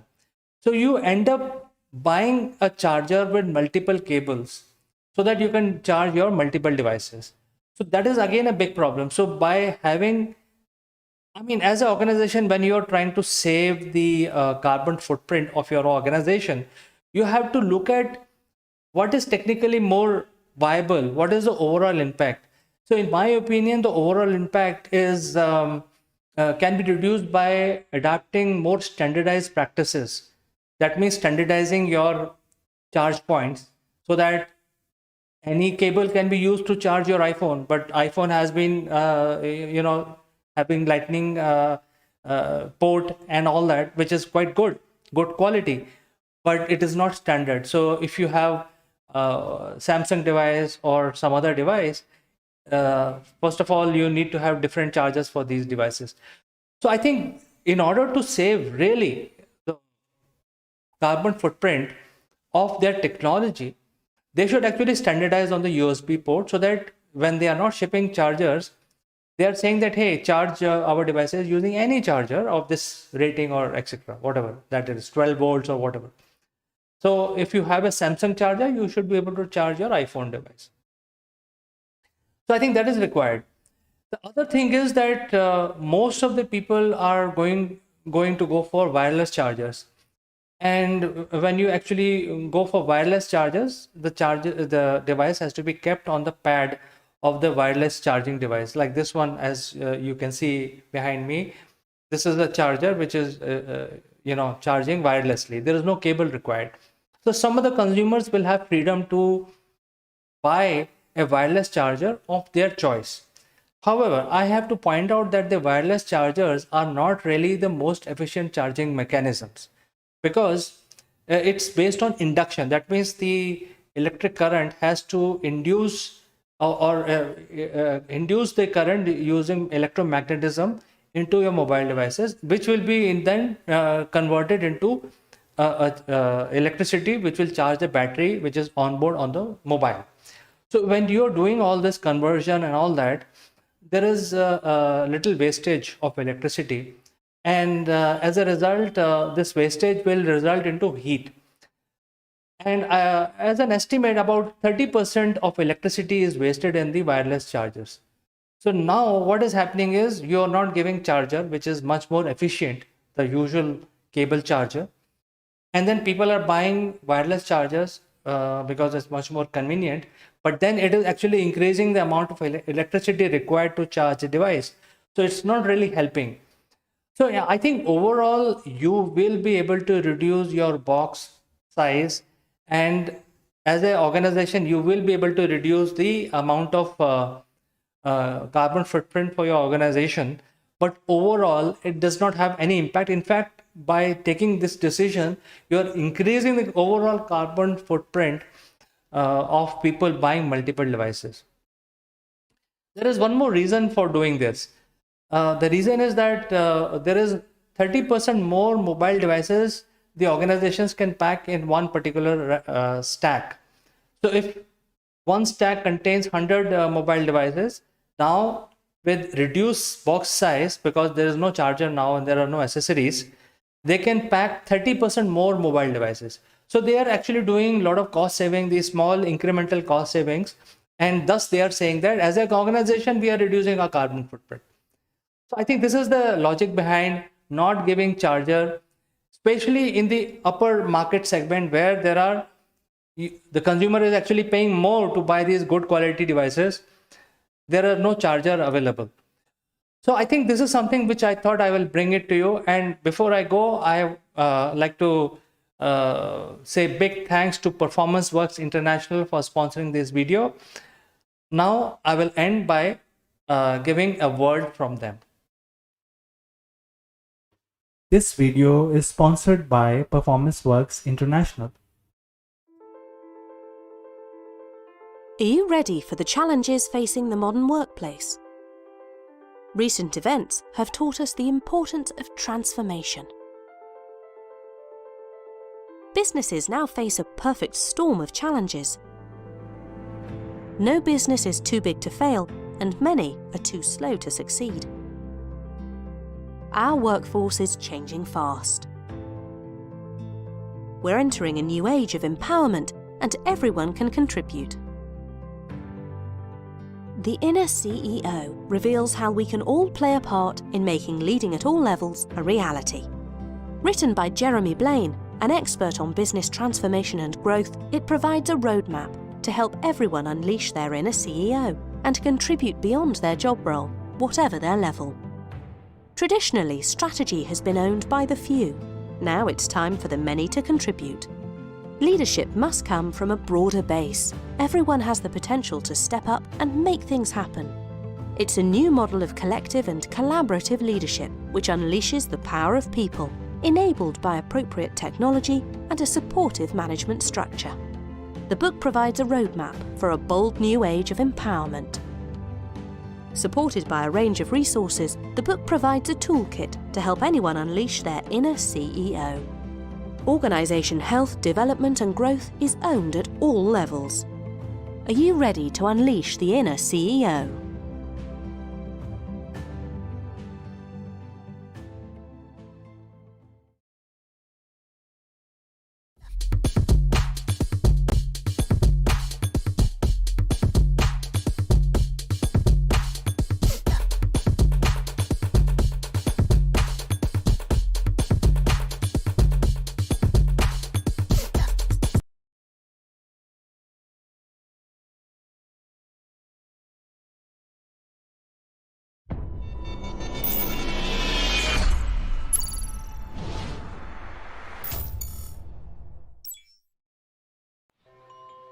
Hello friends, I am Kanchan from Assimilate Technologies and you are welcome to our series, The Great Kings of India.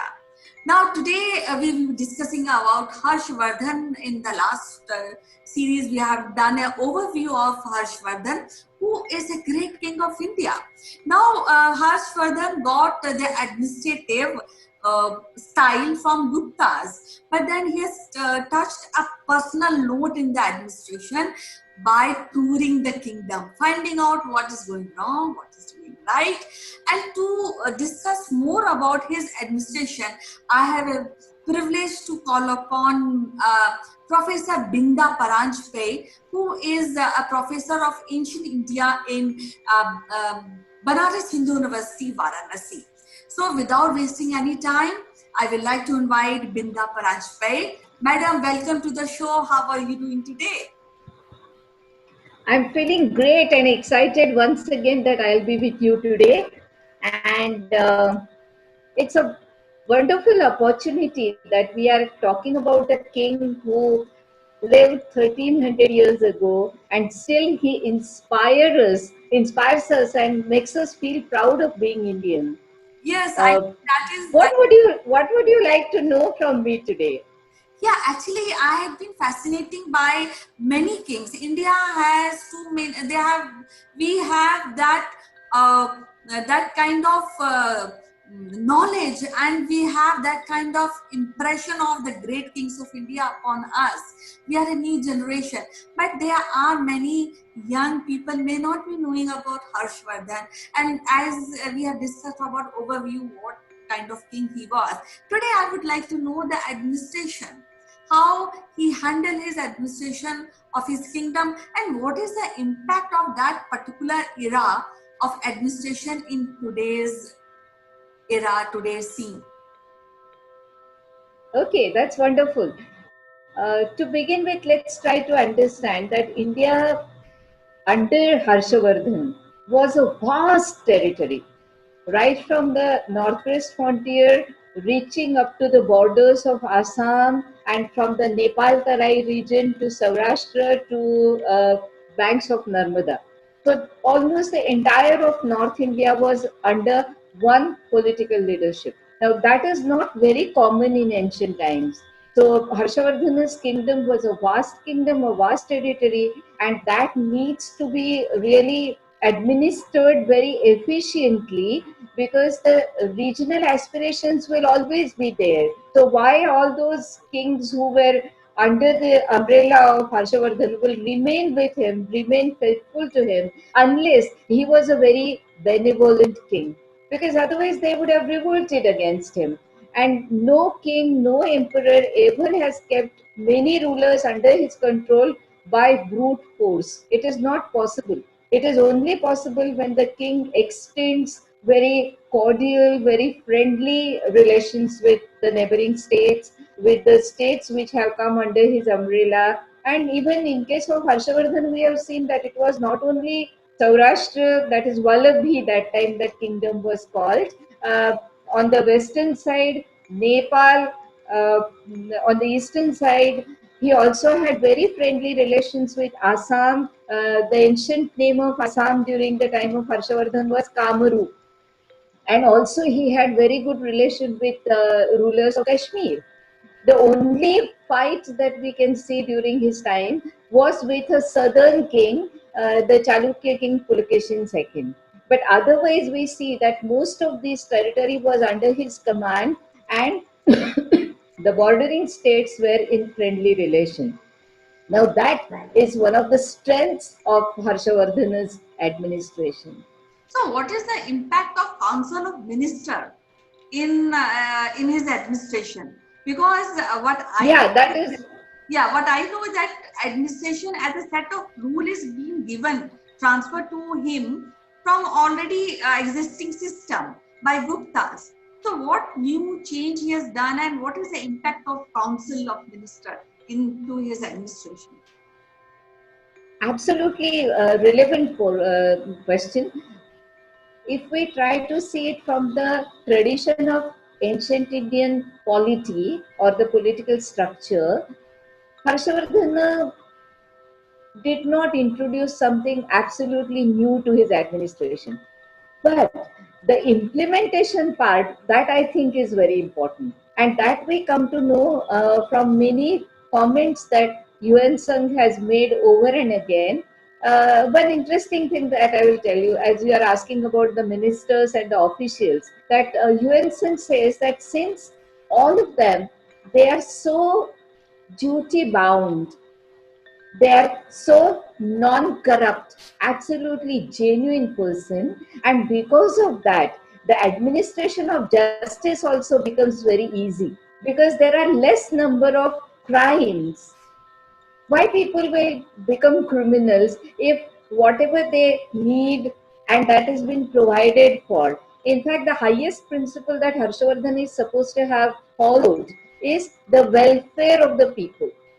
And that welfare of the people is ensured by a lot of welfare activities which were undertaken with the help of all these ministers and his officials. And that has been recorded very well. How did he do it? Construction of roads. Now, today in India, we know that many of our segments are lamenting because they do not have good communication by road. And way back 1300 years ago, there was a ruler who was so much concerned about the construction and maintenance of the roads. And then imagine a period when people were not traveling by the automized or fuel-driven vehicles. They were going in bullock carts or sometimes on the backs of the animals, sometimes walking along with the animals in the caravans. So they needed resting places, the places where they can get some shade, they can get water, they can get some shelter. And Harshavardhana is supposed to have created such rest houses on the roads. So it is not just the construction of the roads, but it is also caring for the people who are traveling on that road. Now, this is something which is absolutely essential for a king who understands the needs of the people. So I think many other welfare activities we can see by way of giving donations, by way of constructing temples and monasteries. By and by, we'll talk more about it.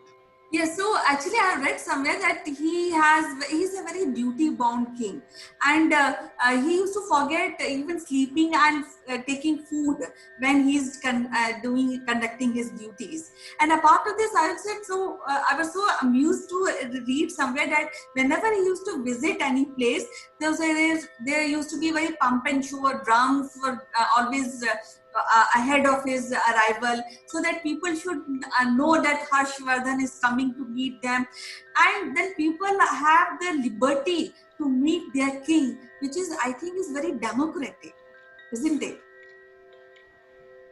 Uh, More than democratic, because that was the times when people had not thought of something like a democracy, but certainly it is the one-to-one connection with the king, and that was very important. And once again, I'll highlight that point, that in ancient times communication network was not as fast as it is today. So for somebody to reach up to the capital city of Kannauj and then go and meet his king or her king may not be so easy. But if the king comes to their region, they get a first hand look of the king, they get a chance to talk to him person to person, tell him about their problems, maybe if they are there, or even whatever satisfaction that they feel with his rule, they can communicate it. And in return, then they will feel nice about it, that here is a king, I cannot go to the king, but the king has come to me to Yeah. meet me. Yeah, Now, so that kind of very personal touch yes. towards his subjects is something absolutely unique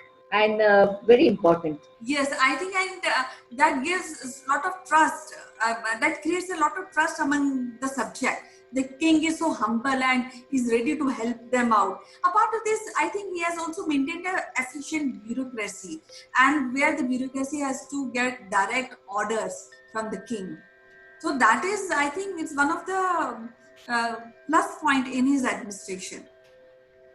So, Yeah, and this we know more because of the distribution of the state's expenditure items. If we see what are the items or heads under which the state was spending, and it is said that mainly it was spending under four heads, and one of the heads was for the payments of all these officials. So if the officers and the people who serve the king, if they are paid on time and sufficient amount, they will have no reason to be corrupt.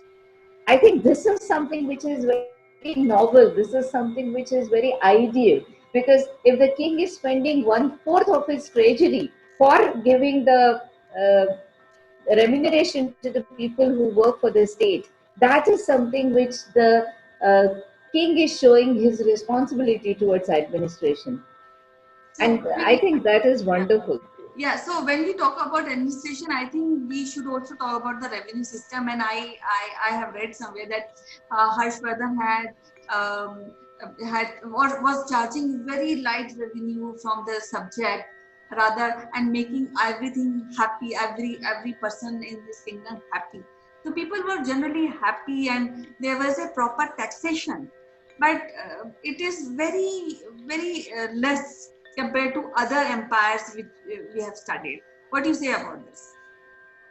Yeah, generally in ancient times, one sixth of the produce, and the mainstay of the economy was obviously agriculture. So the state's income was also coming mainly from agriculture, and one sixth of the produce. And we don't have any recorded evidence to say that Harshvardhana ever increased taxation. So he must be collecting one sixth of the produce, which was normal, which was continuously recommended by the texts on ancient Indian polity, and that was the revenue that he was collecting. In addition to that, I also would like to mention here that there are some religious institutions where the taxes were exempted. Now that is very important, because those institutions then can sustain and they can be free from that burden of giving even one sixth of the tax to the state. So this is very important. Secondly, we do not have much evidence to say that there was any crime of not paying the taxes, and then the such criminals were treated harshly. We don't have any such evidence. And one more thing I would like to add here, which is very unique, that any crime of supposedly any act of a person going against the state, not being faithful to the state, was not punished corporally. The person was not punished by cutting off his limbs or hanging till death, nothing of that kind. It was only the imprisonment. Now, that kind of a confidence a king, if he has in his subjects, then only he can make such provisions. And then, as I said, that we don't have any evidence of saying that people were not paying taxes, so they were treated as criminals. We just don't see that. So, unless the taxation was comfortable for the people to bear, such crimes were not there. So, that is an indirect evidence for that. So as you discussed that there was not a severe punishment, but there was a penal code, there was a code of conduct when it comes to practicing and serving the king. So let me listen about what kind of code of conduct was there prevalent during the Harshvardhan time. Mainly, as I said, that we get less references about what kind of crimes were there, but but we do get references about the criminal system or the judiciary system. There were light punishments, very less corporal punishments, imprisonment was there, and on occasions the prisoners were also released as an act of benevolence on the part of the king. Secondly, there is some gray area about which the historians are also not very clear, that there are certain divine interventions sought in the justice administration. Say, for example, if a person, judge is unable to decide whether the person is guilty or not, then the person will be tied to a rock or a stone boulder and thrown into the water. If the person still floats, then the person is considered to be non-guilty. Or many such practices were there, and we do get reference to it. But exactly how it was administered, in which cases, how many times such divine intervention was invoked, those details we do not get. But the courts were there, the judges were there, the system of justice administration was in its place, the crimes have been described, and the punishments have been very well defined. So I'm sure that the justice administration must have been quite prompt. I think I would like to conclude that Harshvardhan was a beautiful. Just one more thing I wanted to add. Yes, please. Can I? Yes. This is regarding the interstate relations.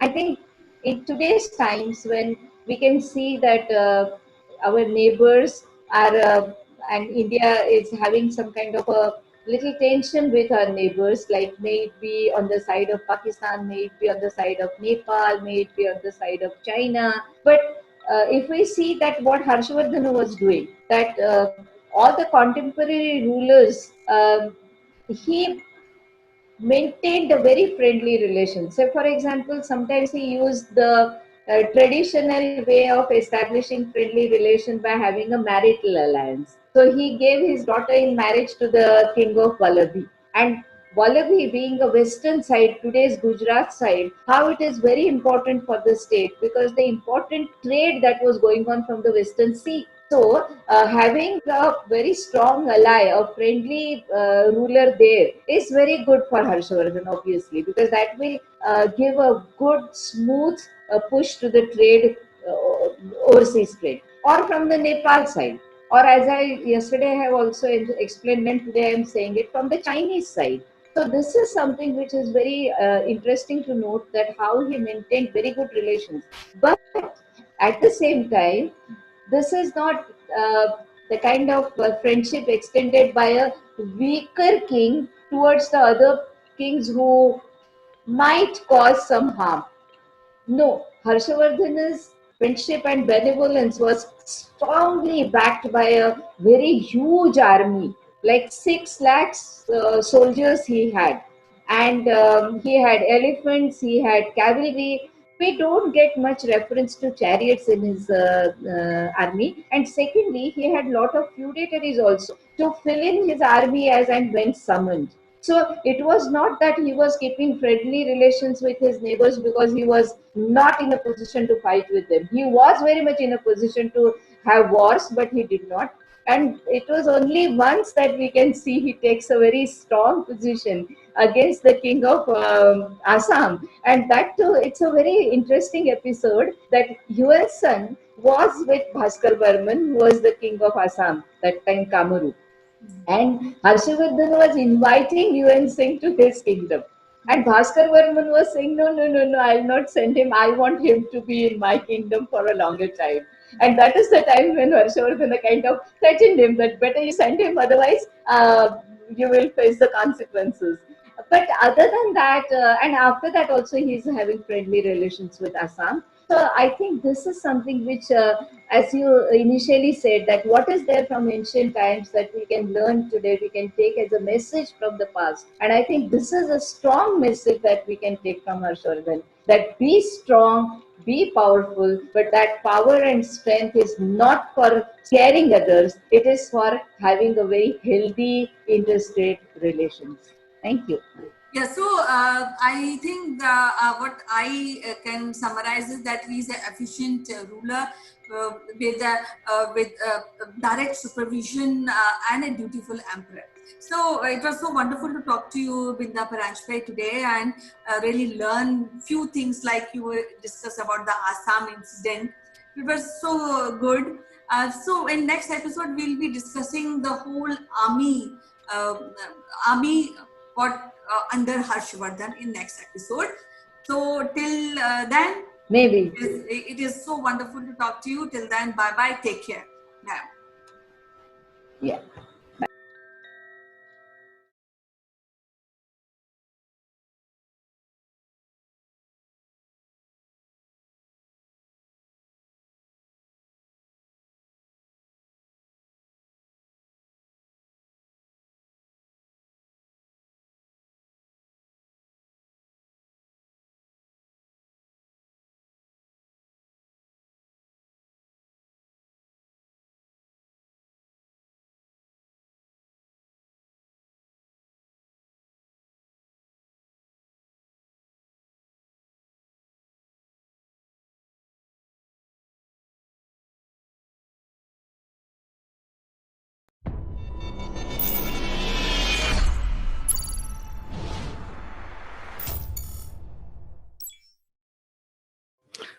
Hello friends, this is Chandrakant from Makulmak, and today in the tip section I would like to cover about something which happens with everybody. And as you know that we are passing through a lockdown where all of us are using different PCs and different machines and bandwidth at home, and as a result, in some cases, some of the cases, we may need extra PCs for everyone in the family to log on. And usually it happens that when you buy a laptop, you always buy top of the line laptop. For example, today if you end up buying any laptop, it would be having at least 8 GB of memory. But after a couple of years, this will become obsolete. So when you buy your laptop, you always tend to buy the top of the line laptop with the best processor, best memory, and best hard disk. But after a few years, these hardware become obsolete and hence not usable, and then you are forced to buy a new laptop after 3 to 5 years. Now all of these laptops, you don't discard them. They keep lying in your in your real estate and keep occupying simply because you have a lot of data on those laptops. So I came across a situation where I had many laptops lying for past 10 to 15 years with different configuration, and I wanted to use them. I needed it for giving it to my kids and the family and so on, and they should not feel left out because of this digital onslaught. So I called the technician.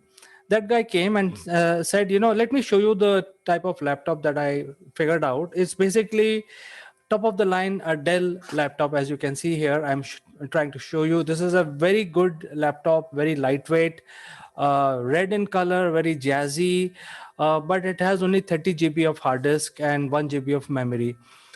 Now the technician, when he came home, he said, look, we can't do anything with this because he can't even load Windows 10 on it, and the memory cannot be upgraded beyond 2 GB.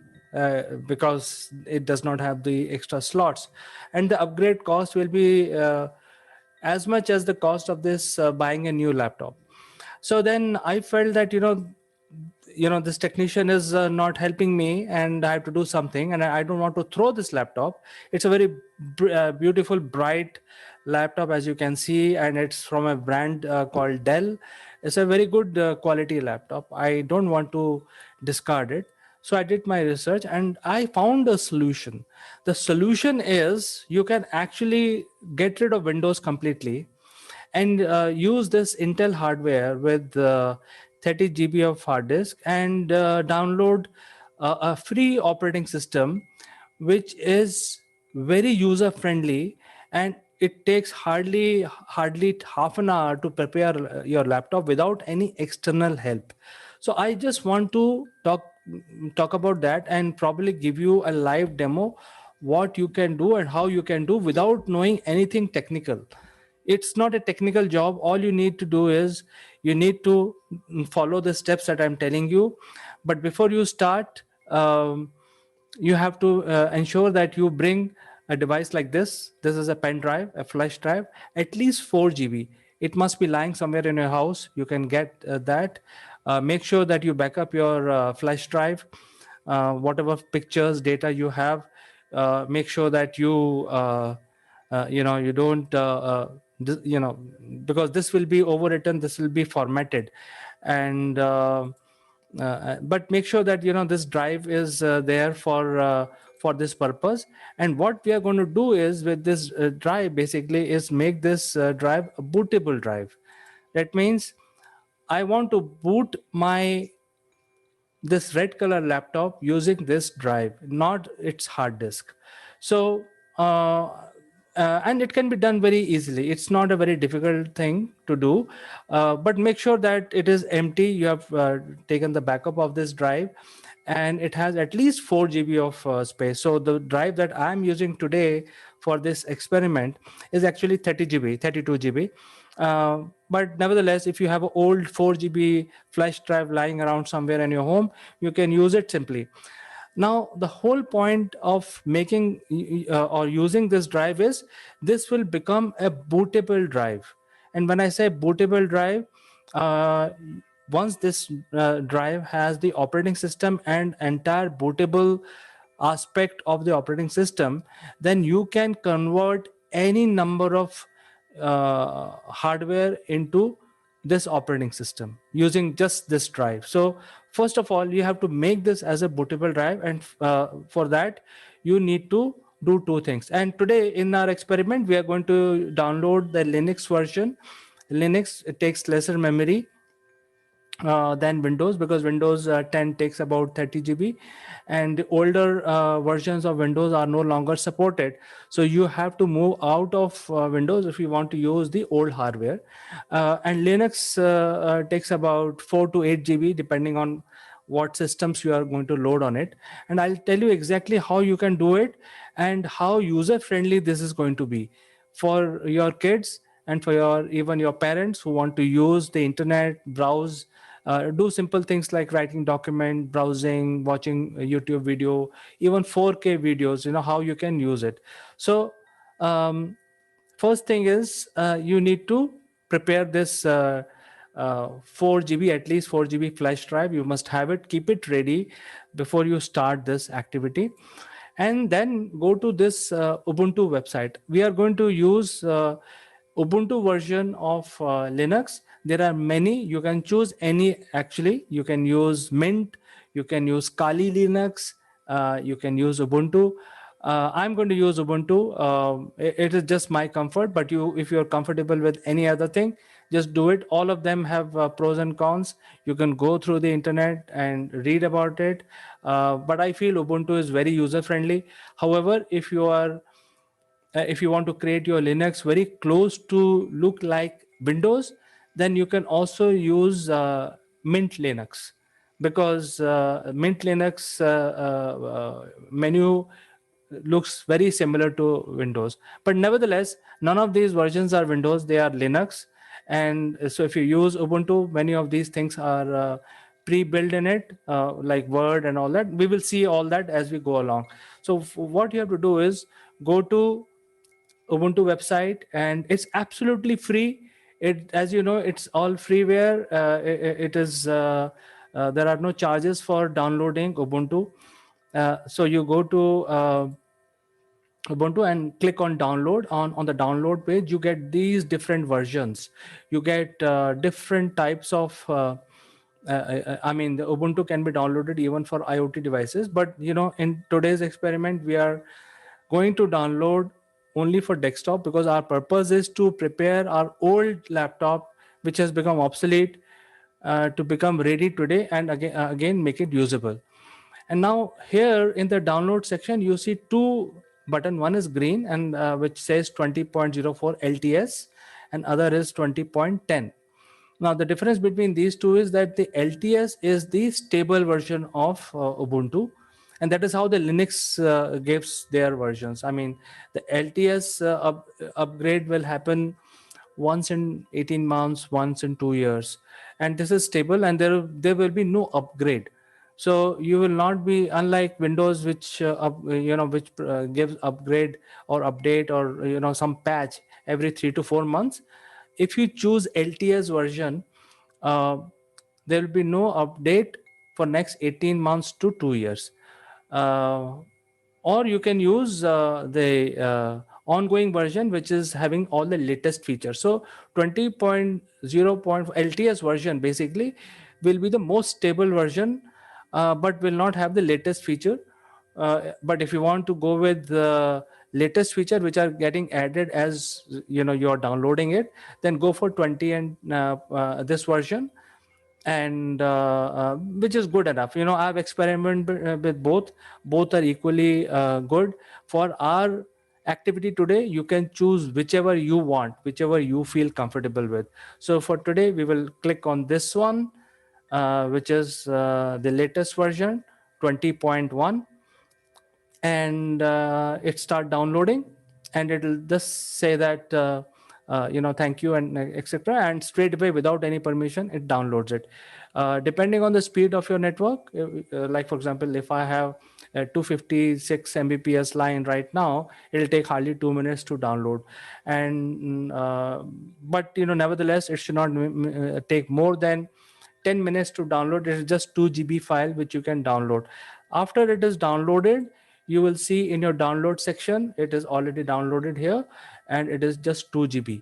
The entire operating system is 2 GB, and now it is there with you as an executable file. And one thing you have to make sure that it should be an ISO file. It should not be an exe file or any other file. It should be an ISO file, because ISO file is the operating system files. Now, in order to make this into a bootable drive like this one, we need a tool called Power ISO.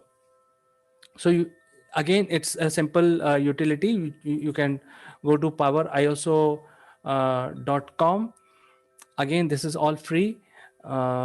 Just click on download, and it will download. It will take you to the next page, where you can choose what version you want to download. So typically, if your systems are 32-bit, your laptop which you want to migrate is 32-bit, migrate the ISO, take this software for 32-bit. If your operating system is chip is 64-bit, take this version. So make sure that you choose the right versions of Ubuntu as well as Power ISO.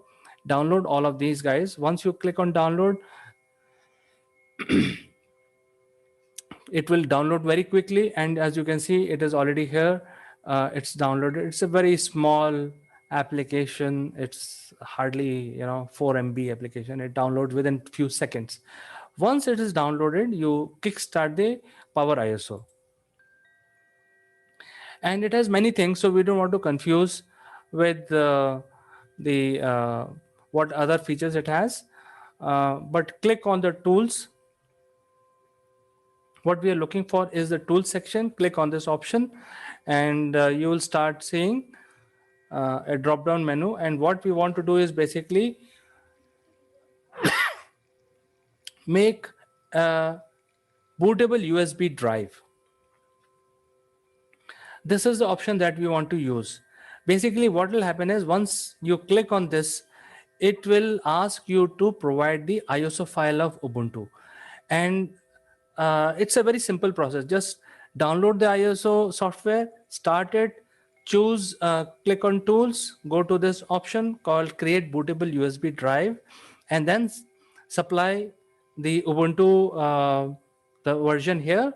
And then at this point in time, you have to insert, before you go ahead, insert the drive into the USB port, and the system will recognize and then copy everything into this drive. Now this drive will become a Ubuntu bootable drive. Now this is ready. Once this is ready, it will take hardly 5 minutes to create the entire system. The Power ISO software will make sure that the Ubuntu is copied properly and it is also bootable. What you need to do now is take the new laptop like this one here that I have and insert the USB drive into this laptop like this. And once this is done, you start the laptop. When you start the laptop, just before it start booting from the hard disk, you press F12 depending on your make. In my case, it's a Dell PC, so I have to press F12 many times. I have to continue pressing after, every 1 second, keep pressing F12 as soon as the PC starts. So that will actually bring the BIOS of the operating system of the laptop. And once you see that BIOS, all you have to do is basically you have to tell the BIOS of the laptop to boot from a USB, because right now it is set booting from the hard disk. This is the address of the hard disk.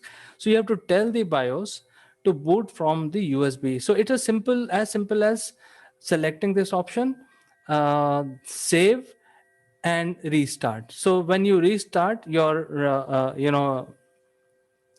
laptop already has the bootable Ubuntu flash drive in it, and this time BIOS will recognize USB as a bootable drive, and it will boot from the flash drive. Once that happens, immediately after a few seconds, you will be given this option. And here, depending on which country, what language you want to install Ubuntu, obviously for me it's English, but whichever country you are in, you can choose whatever language you want, and you have to choose install Ubuntu. That's it. So you just install it, click on install, and this guy will install Ubuntu on your PC. And now, once you remove the flash drive, you don't have to do anything. Your PC is ready and it has everything. It looks like Windows, as you can see, is exactly like Windows. It's not Windows, but it looks like Windows, and it has built-in utilities like instead of Word, it has the writer document, it has presentation, it has a lot of games, it has a browser and things like that. So it has already everything in it as part of the OS, and you can use it just like Windows without any complexities, and all of this will come in about 4 to 8 GB depending on what softwares you choose. And the best part is, since this is Linux, it is open source, you can make everything your own specification. So as you become more expert in using this, you can change all of this. Right now this is in this color, you can change it to maroon color, or you can change it to orange. You can change the picture. You can, suppose you don't like the file manager, you can get a new one, a freeware from Linux website. So there are so many variations you can do. So you can you can create your own version of Ubuntu the way you want it. And unlike Windows, which you are stuck with one particular software, here there are more flexibility. And the best part is, now I can use my 30 gig hardware which was lying without any use. I can now again use it. I can watch my videos. I can start using it for my purpose, and also browse the net, and also do my office automation work, like creating Excels, writing Word documents, preparing presentation, joining if the kids are there, they can join the classroom using Chrome. You can download a Chrome on Ubuntu, and the look and feel will be different, but usability will be exactly the same, just like Windows. So my friends, this is a tip for making sure you're kickstarting use of your old hardware, which is not usable, just lying around. You don't know what to do with this. You don't want to throw it, because when you bought it, it was really the top of the line, and you spend a lot of money buying it, but it is not useful now. You can make it useful by following this process, and you don't have to be a technical person. You just follow the guidelines that I have given you. All you have to do, just to summarize my points, download ubuntu.iso file from ubuntu.com, or Linux, Mint Linux or Kali Linux, whichever you feel, any operating system, they are all the same. They're very user friendly. Download them in your hard disk, get a flash drive, at least 4 GB, make that as a bootable flash drive of your operating system of choice, like Ubuntu, Mint, or Kali Linux. Then you need to boot the laptop which you want to transform using this flash drive, and voila, you get your laptop working. Now in this laptop, it has only 30 GB. Now I have 8 GB of operating system and my data files, and I still have 20 GB spare to fill in more stuff in it. So this is now useful. I don't need to throw it. I can use it. I can give it to kids. I can give it to my parents, and they can use it. So this is a small tip for today, my friends. Do engage with me. Let me know if this tip was useful for you, or you have any other suggestion, and we can include your comments in the next video. Until then, I'd like to say goodbye.